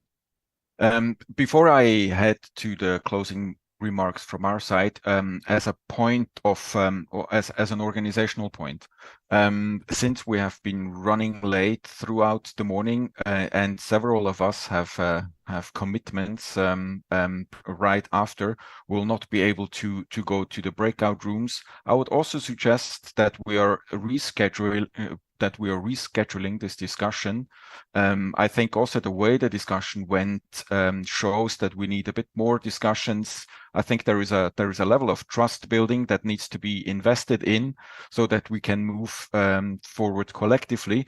So in terms of the breakout sessions, we suggested this to be so that we can collect more ideas, that we can get even a better sense of what are the priorities of the things that should be developed going forward. And I suggest that we're doing this in a separately announced session, because now it was important for us to give space, particularly to the 6 universities, particularly from the voices that are still inside Gaza. And it would not have been correct to shorten even more the discussions and the inputs than we already were forced to do. So in that sense, we will be postponing this second session. That has already covered 2/3 of my closing remarks. Which are the importance of higher education, the importance to recognize that they are there, that they are showing a lot of resilience, the importance of mobilizing more support, and the third aspect, and I don't want to go into all the details of the comments that were made and that I think were directed towards Swiss Peace, our motivation, and so on. I think it needs the different levels to be able to work together. It needs structures that are facilitating the high energy, the high solidarity that we see here in Europe on all different levels. It's grassroots movements, it's individuals, it is universities, it is different faculties, but it is also foundations and bilateral large-scale donors. We need to be able to present to them ways how they can support higher education as a whole inside Gaza. And it's well understood, I think, by everybody who was speaking today, that this needs to be done, leaving the universities inside Gaza at behind the steering wheel, that they can continue to shape the priorities, to shape the discussions, and that they are being left as institutions sustainably strengthened in this difficult discussion, in this difficult situation. And we as Swiss Peace will continue to work in this direction, and we will continue to reach out to everybody in order to do our level best to achieve this objective. We're very aware that it's already awfully little that we can do in this situation, but that this is just to restate our commitments to move on in that direction. Thank you everybody for participating, and thank you for all your insights and your positive energy. Back to you, Moin. Thank you very much, Roland. If I can just